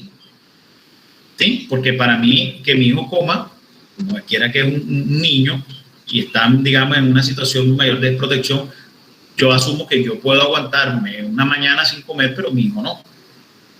Entonces yo, si ante la posibilidad de que coma él o coma yo prefiero que coma él. Es, digamos, una regla de cultura, porque nosotros tenemos esa forma de pensar. Pero ellos no. Ellos lo que piensan es que si el hombre, una cultura extremadamente machista, es el que trabaja y el que tiene que conseguir el sustento para la familia, cuando hay comida, primero come el hombre, después come la mujer y después van comiendo los hermanos hasta el último que llegue. Entonces, no tienen la idea de que el más chiquito es el que debe comer primero, porque el pobrecito es más desprotegido, no, sino debe comer primero el más fuerte, porque ese es el que finalmente va a proveer para el resto de la familia. Entonces, si es un problema cultural, entonces vamos a suponer, en una familia de la etnia Wayuu se muere un niño de desnutrición. La fiscalía va a investigar y entonces, por posición de garante, pretende iniciar una acción penal en contra del padre que dejó morir a ese niño. Entonces, ellos culturalmente no van a entender. No van a entender por qué. Si es que en su cultura él debía comer primero. ¿Cómo así que, si el otro se moría? Bueno, pobrecito, débil, se murió. Pero por lo menos preservamos la vida del más fuerte y eso hace que los demás no terminen muriendo. Entonces, fíjate, es algo que tú no lo entiendes. Como esas culturas que dicen que las mujeres no pueden tener placer y lo primero que hacen es a una niña y le cortan el clítoris. No me acuerdo cómo se llama esa práctica. Ablación. Bueno, ablación. Entonces tú dices, esto es inentendible. Yo tengo una hija, yo jamás se me cruzaría por la mente cercenar el clítoris para que ella no tenga placer cuando ya esté en edad reproductiva. Eso no se me pasaría jamás por la cabeza. Pero frente a una diversidad cultural, de pronto entiendo que aquí en Colombia hay una cultura indígena que hace esa práctica, tendríamos la posibilidad nosotros de entrar a cuestionar, porque es que finalmente lo que pasa es que tú estás tocando un tema complicado, porque es que eso se establece en el plano no de la antijuridicidad, porque no es que el comportamiento termine siendo permitido, sino se establece en el campo de la culpabilidad, en donde claramente el fundamento de eso es la posibilidad de hacer un juicio de reproche. ¿Podré yo hacerle un juicio de reproche a esa persona que realiza ese comportamiento movido por una acción cultural, netamente? Es algo así como lo que pasaba con los nazis. El otro día veía una película y me daba cuenta, pues, y era un punto que, o sea, aprender o entender el derecho a partir de películas es interesante cuando tú ves las películas desde una forma crítica, no las ves como simple espectador, como que a ver al final quién se casa y quién no se casa, sino que las ves con un sentido crítico. Entonces, yo veía cómo finalmente el tema de que los alemanes realizaran el genocidio a los judíos no era tanto porque ellos estuvieran de acuerdo, sino porque los alemanes tienen un sentido de obediencia muy grande y de disciplina muy grande. Entonces ellos obedecen. Ellos no entienden cómo no actuar obedeciendo. Entonces, desde su punto de vista militar, ellos incluso con posterioridad, aquí ya estaban capturados sus generales y que ya prácticamente todos eran prisioneros iguales, ellos seguían teniendo una obediencia por sus superiores. Así ya sus superiores estuvieran despojados de todo poder y toda investidura. Profe, Señor. hablando de películas alemanas, hay una película también que es muy, muy interesante para entender este tipo de dinámicas, y es una película bastante viejita que se encuentra por partes en YouTube, se llama Los Juicios de Nuremberg. Ah, yo la vi, sí, claro. Yo de hecho la recomendé esta película, en sí. Ah, bueno. ¿En esa película qué? No, pero sigue el comentario. ¿En esa película qué?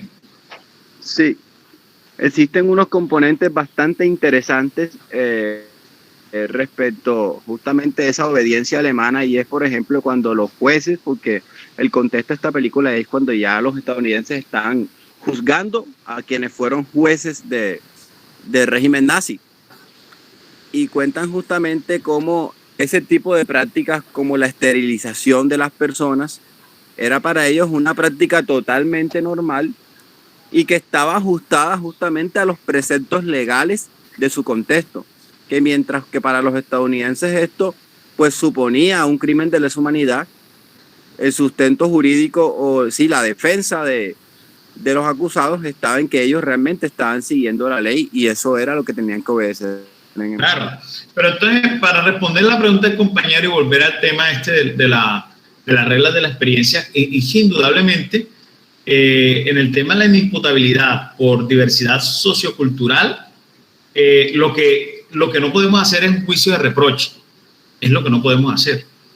No puedo reprocharle a esa cultura porque actúa conforme a lo que hace su cultura. Profe, entonces lo que yo quería entonces es que la máxima de la experiencia que se relacionan o que tienen que ver con los fenómenos sociales no siempre me va a servir a mí, porque si hay cuestiones como los derechos humanos, como temas tan complejos como cambia la sociedad, no me va a servir entonces para fundamentar algo, si es un fenómeno social. No, lo que pasa es que a lo que estamos haciendo alusión nosotros con reglas de experiencia es la forma como normalmente las personas actúan en sociedad. Por eso, pero si ellos actúan así. Por eso, pero al punto de lo que te estoy queriendo decir o a lo que quiero aludir, es que básicamente tú planteas como regla de experiencia algo no que suceda, que sucede en la cotidianidad, y desde ese punto de vista la costumbre puede ser fuente de reglas de experiencia, pero para el caso concreto de la inimputabilidad, tú analizas circunstancias, o sea, ¿qué es lo que lleva a que yo no pueda reprochar a esa persona? Porque básicamente esas personas culturalmente actúan de esa forma y no actúan de una manera diferente.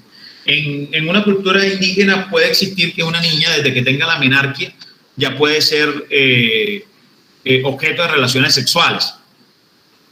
Entonces la niña de 12 años se desarrolló y alguien mayor de edad la accedió carnalmente. Entonces uno dice, oye, cometió un delito, pero cometió un delito bajo la óptica de quién, la óptica de la cultura nuestra o la óptica de la cultura de él, porque en la cultura de él podía hacerlo, porque finalmente esa es la concepción. No miran una madurez psicológica, sino una madurez física, y ya se entiende que la niña se desarrolló y ya tenía una madurez física.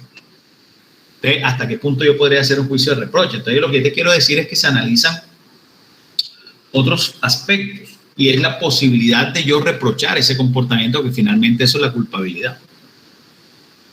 Entonces, digamos que yo no estoy diciendo que no sea una regla de experiencia. Es más, el fundamento de la inimputabilidad es la experiencia que da el hecho de que ese no es un aspecto, digamos, ¿cómo te diría? Esporádico, sino que es un aspecto cotidiano en esa cultura. ¿Sí me doy a entender?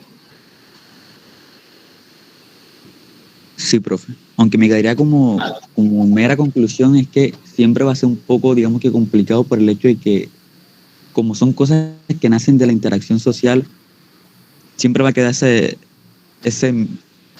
digamos que ese desequilibrio entre que eso puede que afecte a otros temas que se están dando actualmente, o que eso ya vaya en contravía a otras temáticas de actual, y por tanto no va a ser como un punto fuerte donde yo agarrarme para una defensa. Te pongo un ejemplo. ¿Tú sabes conducir? ¿Conduces algo, carro, moto, lo que sea? No. Bueno, vamos a suponer una persona que conduzca, que sepa conducir, va en su carro, pasa por un parque y ve que un balón de fútbol atraviesa la calle. ¿Qué hace? ¿Frena, baja la velocidad o acelera?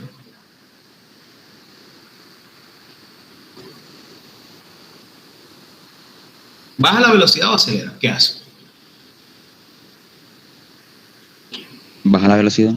¿Por qué? Porque puede que haya la posibilidad de que por ahí esté pasando un niño o un grupo. Claro.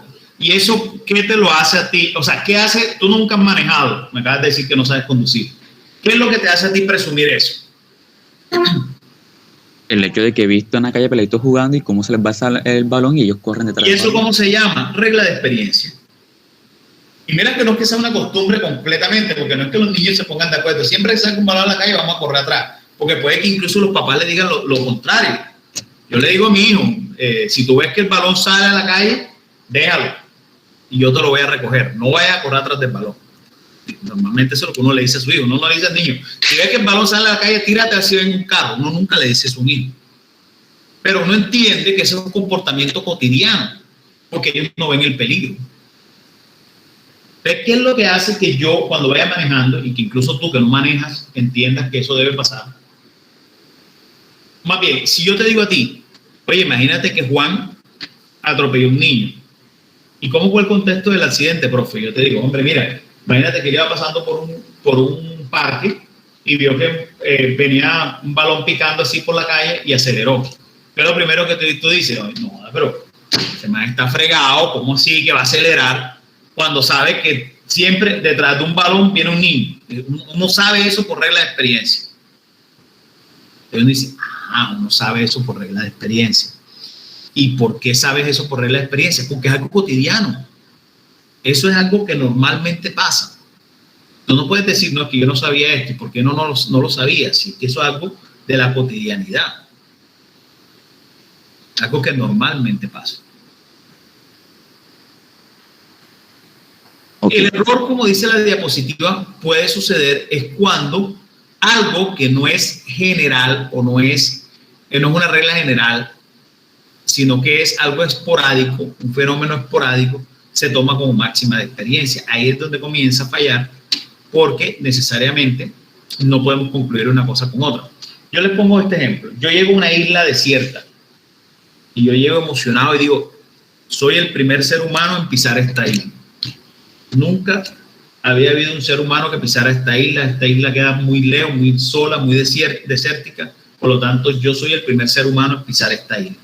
Y comienzo a caminar la isla y me encuentro vestigios de que había una fogata, de que hubo hace rato ahí estuvo encendida una fogata. ¿Qué es lo primero que yo debo concluir?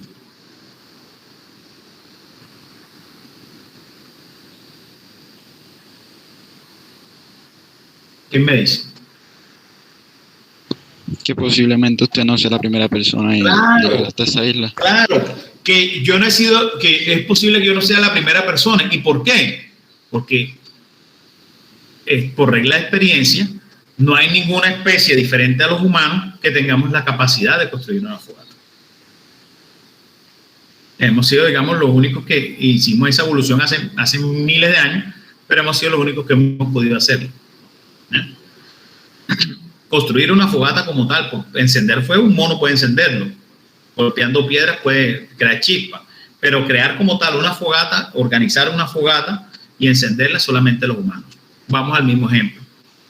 Yo otra vez llego a la isla esa, digo que soy la primera persona que pisa la isla, comienzo a caminar, pero encuentro unos árboles en llamas.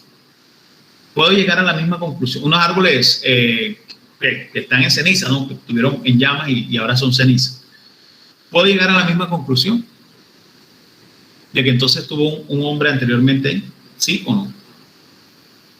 Profe, yo no creo porque, o sea, el fuego se puede generar por de pronto un rayo que cayó. Claro, porque pudo haber habido otra circunstancia que haya provocado el fuego. Ejemplo, un rayo. Claro, que en eso precisamente pensé.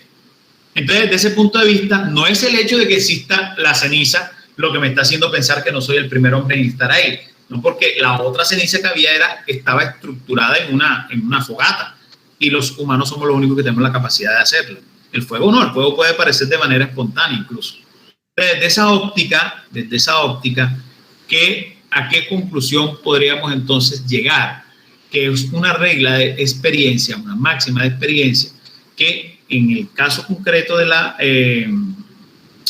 la fogata, los únicos que la pueden construir son los humanos. ¿Y estoy partiendo de qué? De una regla de experiencia.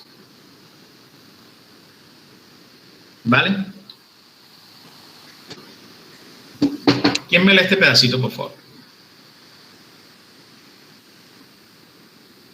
Por su parte, las reglas de la experiencia son todas aquellas generalizaciones que se hacen a partir del cumplimiento estable e histórico de ciertas conductas similares. De modo que para que ofrezca fiabilidad, una premisa elaborada a partir de un dato o regla de la experiencia ha de ser expuesta a modo operador lógico así. Siempre o casi siempre que se dé A, entonces sucede B. Claro, esa es la mejor manera. Siempre o casi siempre que se da A, entonces B. Siempre o casi siempre que el cielo se pone negro, llueve. Esa es una forma de establecer o constituir una regla de experiencia. Ojo, puede que le diga, no, pero es que yo he visto días que el cielo ha estado completamente negro, pero de pronto la brisa se lleva a las nubes y no llueve. Sí, pero eso es excepcional. Lo normal es que cuando el cielo está completamente negro, porque no solamente llueve, sino que va a caer un aguacero de mucho tiempo. ¿Sí? Por lo menos, ¿qué sería una regla de experiencia? El otro día me decían mi suegro, vamos a hacer una vuelta a la finca, a una finca que tenemos, pero llovió. Entonces me decía, no, mejor no vayamos porque el camino está muy malo. ¿Y cómo concluyó él que el camino podía estar muy malo? ¿Cómo anticipó él que el camino iba a estar muy malo y de pronto no iba a poder llegar al carro? Claramente por una regla de experiencia, porque estamos hablando de una carretera que no es pavimentada, sino que es una carretera que es completamente arenosa y que ahí cuando llueve se pone muy mala la carretera y el carro no avanza, no llega. Entonces son finalmente reglas de experiencia. Siempre o casi siempre que llueve esa carretera se pone mala, es una regla de experiencia. Entonces la experiencia es una forma específica de conocimiento que se origina ¿en qué? En la percepción, en la recepción inmediata de una impresión. Es decir, se origina en las vivencias. La experiencia se origina en las vivencias. Cuando tú hablas de algo relacionado con la experiencia es porque tú has vivido situaciones concretas o personas de tu entorno han vivido esas mismas situaciones. Una mujer está embarazada, comienza a sentir contracciones, corre enseguida para la clínica. ¿Por qué? Porque las reglas de experiencia indican que cuando una mujer comienza a tener contracciones en su momento de embarazo es porque va a parir. Eso es una regla de experiencia. Entonces, experiencia es todo lo que se llega o se percibe a través de los sentidos. Por eso digo, de vivencias anteriores. Lo cual supone que lo experimentado no sea un fenómeno transitorio, sino un hecho que amplía y enriquece el pensamiento de manera estable. Es decir, algo que generalmente pasa, no es esporádico. ¿Quién colabora aquí con la lectura, por favor?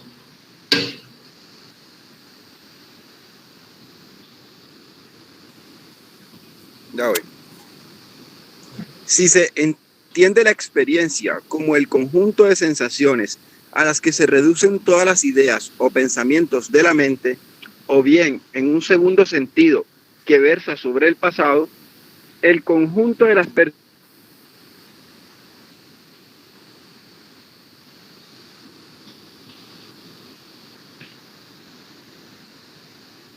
Perdón, ¿se le fue el audio al amigo o fue a mí que se me fue la señal?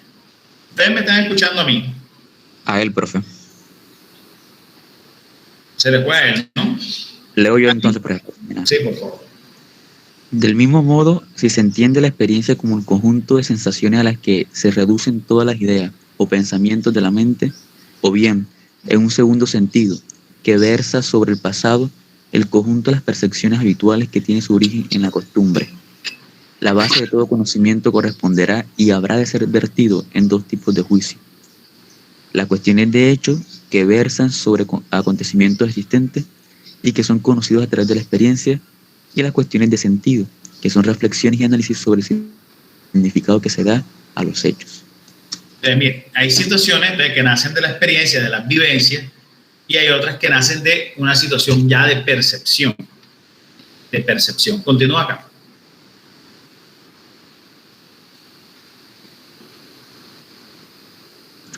Profe, hágame el favor y la diapositiva anterior. Un momentico.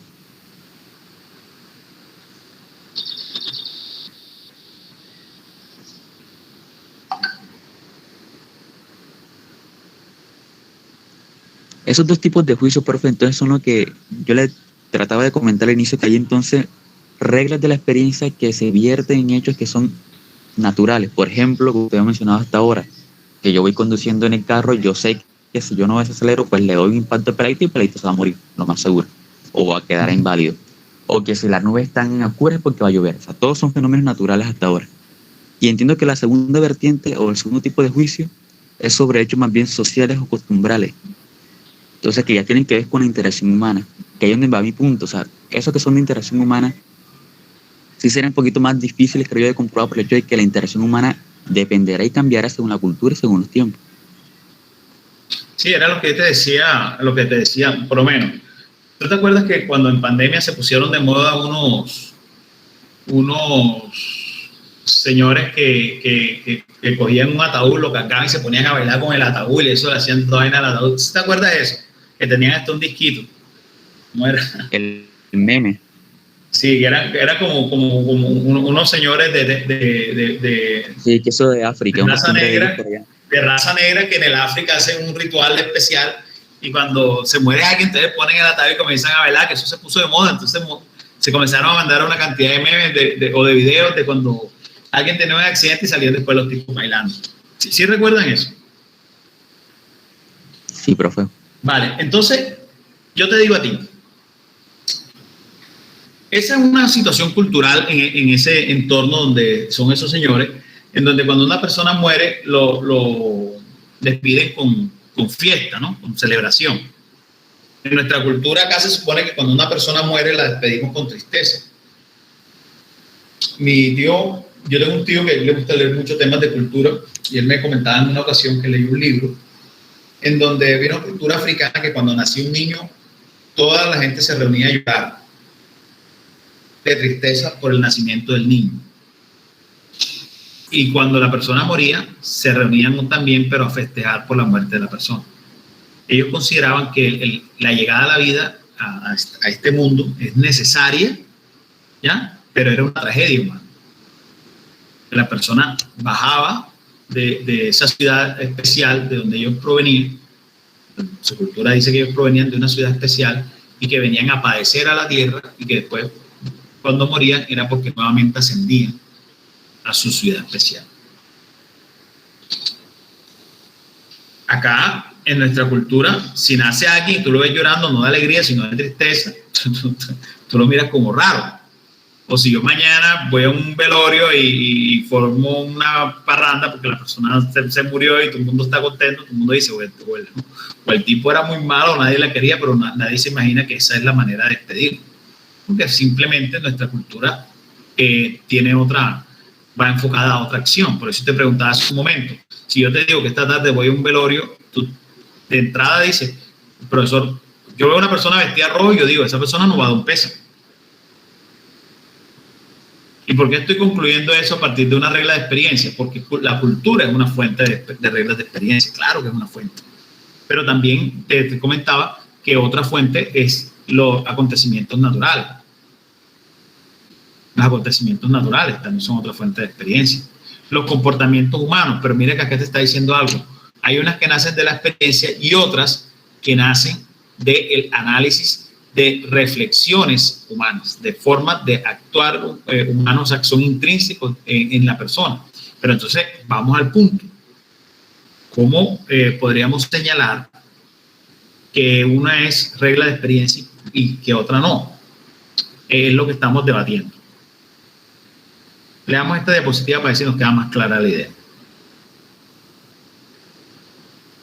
Así, las proposiciones analíticas que dejan traslucir el conocimiento se reducen siempre a una generalización sobre lo aportado por la experiencia, entendida como el único criterio posible de verificación de un enunciado o de un conjunto de enunciados, elaborados aquellos desde una perspectiva de racionalidad que los apoya y que llevan a la fijación sobre la gnoseología, en cuanto el sujeto toma conciencia de lo que aprende, y de la ontología, porque lo pone en contacto con el ser cuando exterioriza lo conocido. Mira este punto aquí. Aquí, por favor. Que eso ya, digamos, la conclusión de lo que hemos dicho.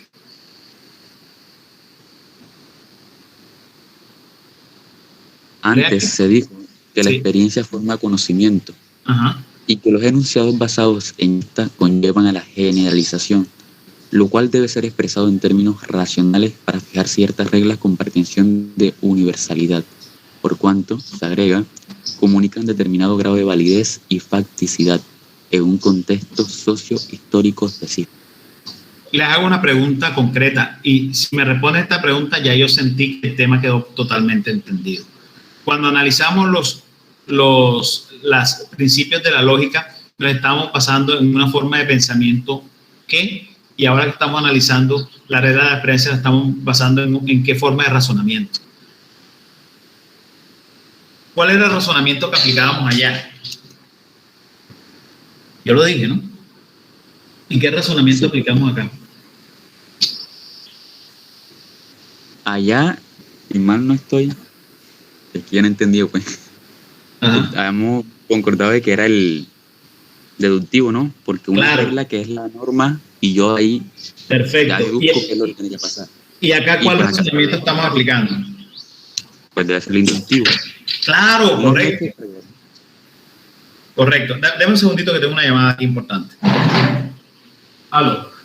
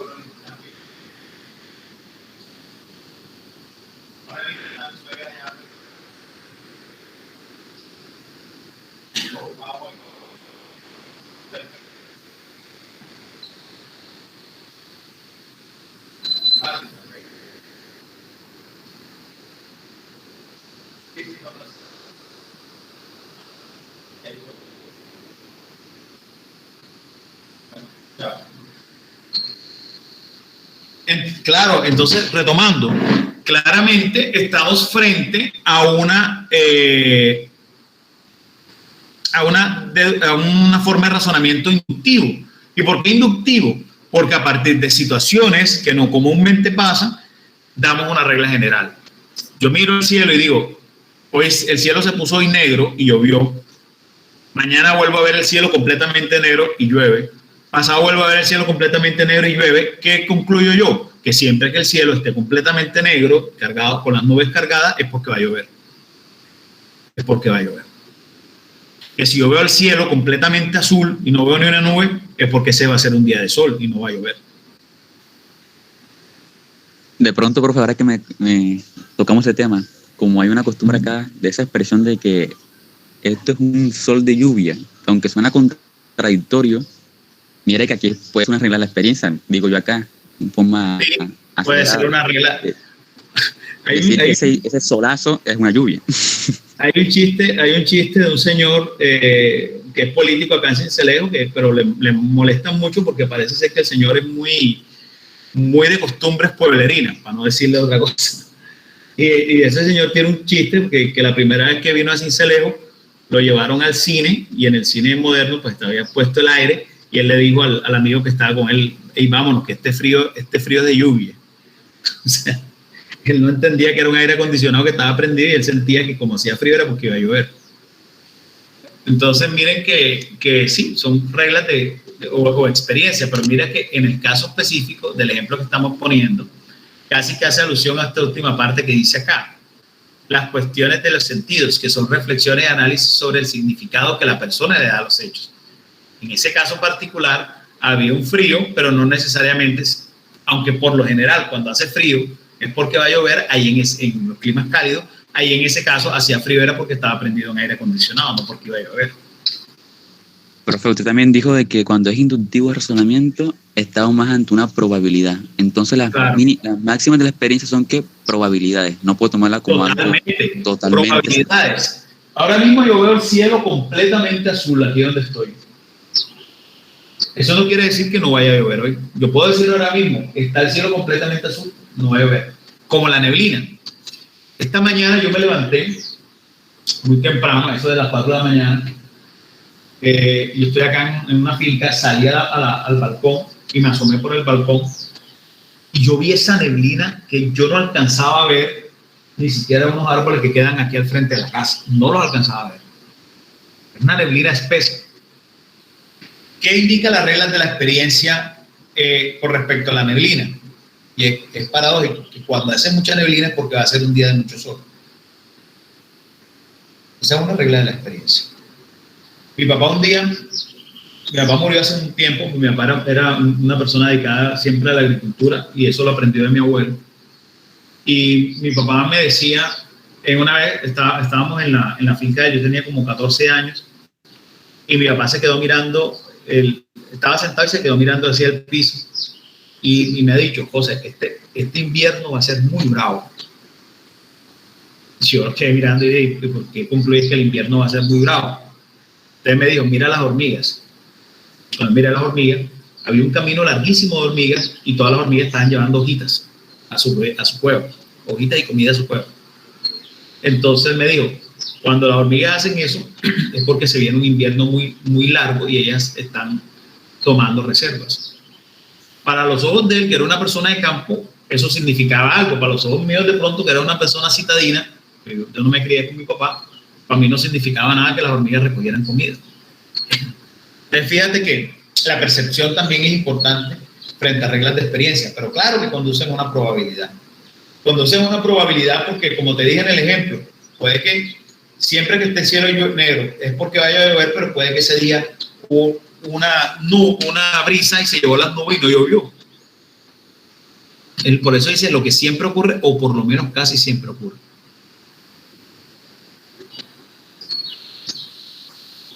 ¿Sí? ¿Está claro?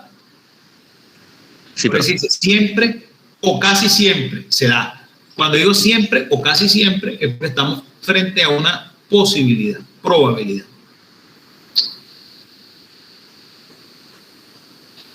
Entonces, para ir concluyendo, cuando hablamos de los principios lógicos, nos basamos en una lógica formal, y bajo ese precepto tiene 3 principios: el tercio excluido, el principio de identidad y el principio de no contradicción. Y cuando hablamos de la lógica material, tenemos como único principio la razón suficiente, y la ausencia de razón suficiente conduce a falacias. Pero en términos generales de la lógica, los principios son tercio excluido, identidad, no contradicción y razón suficiente. Lo que pasa es que los diferenciamos como principios de la lógica formal y principios de la lógica material. Cuando hablamos de cuando hablamos de máximas de la experiencia, tenemos que parten de un conocimiento general. Conocimiento general que nace a partir de la experiencia, de las vivencias. Y esa vivencia o esa experiencia puede ser resultado de hechos o puede ser el resultado de situaciones sensitivas, es decir, de lo que nosotros alcanzamos a percibir de la realidad. Como en el ejemplo que les puse de mi papá. Él lograba percibir algo desde su realidad porque él conocía esa realidad. Yo no, para mí eso era algo indiferente. Entonces, las máximas experiencias se refieren a cuestiones de hecho y otras se refieren a cuestiones de sentido. Y esas cuestiones de sentido sí están influenciadas por el entorno sociocultural, que era lo que decía el compañero hace un momento cuando hacía alusión a los temas indígenas. Lo que pasa es que él había hecho el análisis acertado, lo que pasa es que le había dado un enfoque diferente, porque cuando lo enfocaba por el tema de la inimputabilidad, no podía yo desprenderme de que el tema de la inimputabilidad obedece a una imposibilidad de hacer un juicio de reproche. Y decía, claro, la ausencia de ese juicio nace del reconocimiento de esa diversidad sociocultural. Claro que sí, no te lo niego. Pero digamos que este es un tema que está relacionado, pero no podríamos decir necesariamente que todas esas inimputabilidades nacían por máximas de la experiencia. Y por último, las leyes de la ciencia, que como dije, no voy a entrar muy al fondo de esto, porque básicamente lo que me interesa a mí es que la ciencia y sus técnicas aportan al juez una información necesaria para conocer una verdad sobre algo. Y que la manera como se analiza esto es que tanto las reglas de la experiencia como la lógica no puede contradecir la ciencia. Eso hace parte como de ese mismo contexto en el cual el juez no se puede apartar. Siempre que haya ciencia, el juez no se puede apartar de eso. Vamos a ver cuáles son los errores más comunes en materia de máximas de la experiencia. ¿Quién lee, por favor, la diapositiva?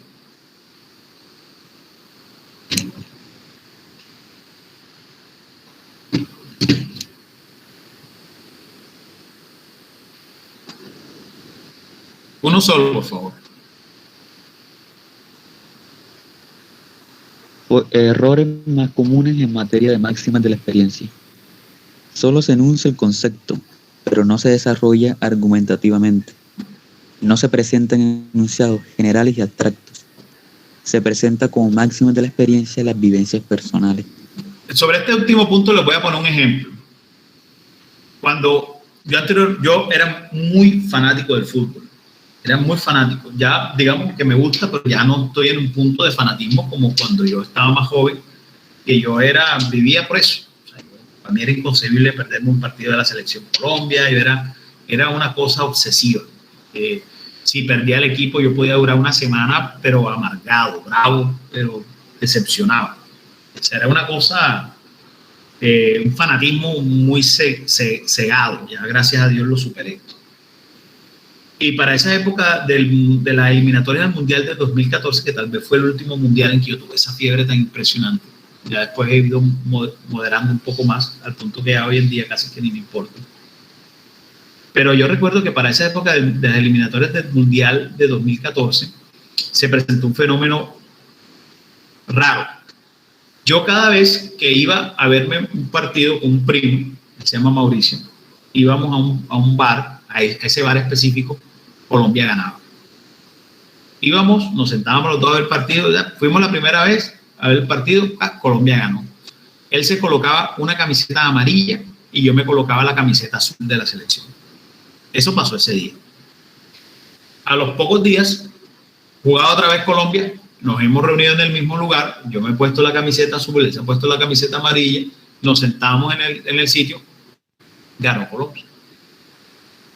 Para la próxima fecha de eliminatoria, yo me fui para el bar, él no pudo ir ese día, yo me senté en el partido, perdió Colombia. Luego volvimos a ir los dos, él con su camiseta amarilla, ganó Colombia. Para el partido siguiente fuimos los dos, pero él se puso una camiseta azul como la mía y Colombia perdió. Entonces yo comencé a ver que casualmente siempre repetíamos el mismo comportamiento de colocarnos la camiseta, él amarilla, yo la azul, ir a ese bar y vernos el partido, Colombia ganaba.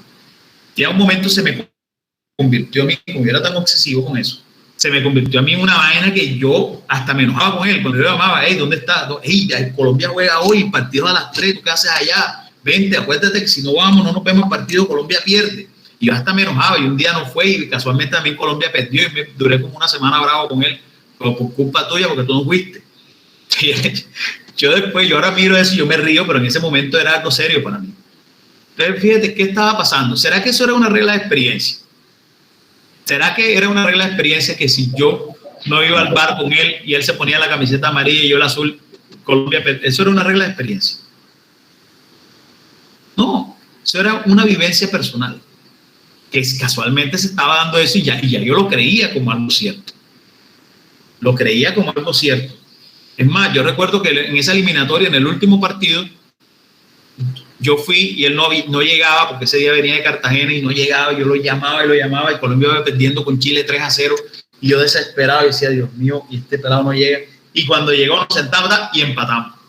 Empató Colombia 3-3. Y eso para mí era una verdad. O sea, para mí nadie me quitaba eso.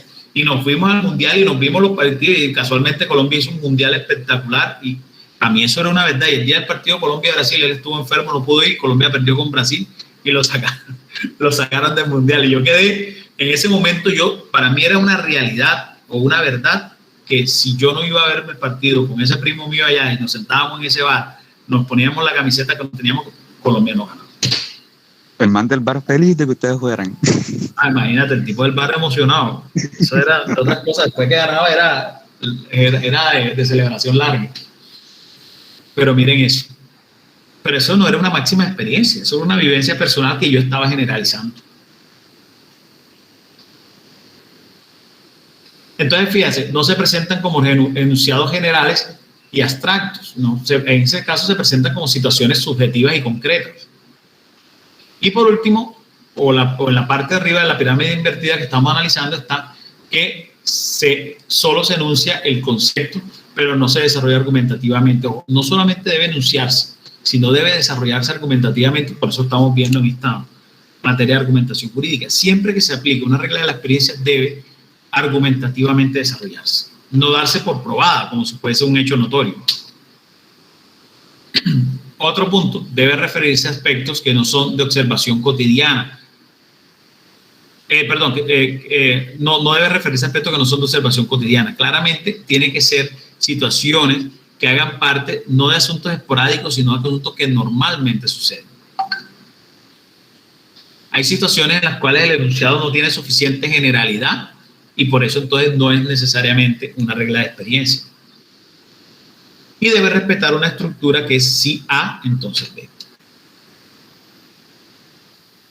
Bien, ya aquí pues se comienza a hablar pues de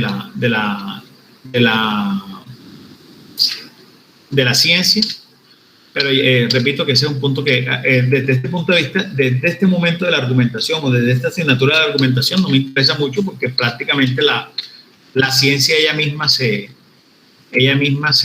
fundamenta o ella misma se explica. Bien, muchachos, entonces vamos a dejar hasta acá. Para la próxima clase ya vamos a comenzar a ver los diferentes teorías de la argumentación jurídica. Ya vamos a ver los diferentes maestros. Voy a enviarles un material de apoyo para que ustedes vayan leyendo y no se nos haga tan complicado el desarrollo de todo este punto. ¿Ya? Y vamos a mirar, señor. La anterior diapositiva, la de la clase pasada, si puede pasar al grupo, la pasa, porque en la plataforma no la vi. Entonces no. ¿Cuál diapositiva? La que está diseñada con los colores de la universidad.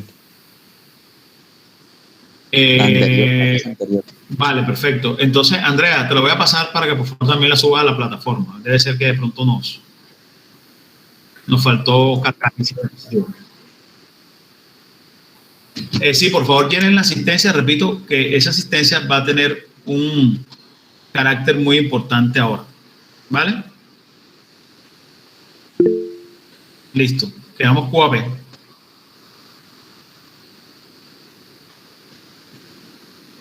Muchachos, muchísimas gracias. Les mando un fuerte abrazo.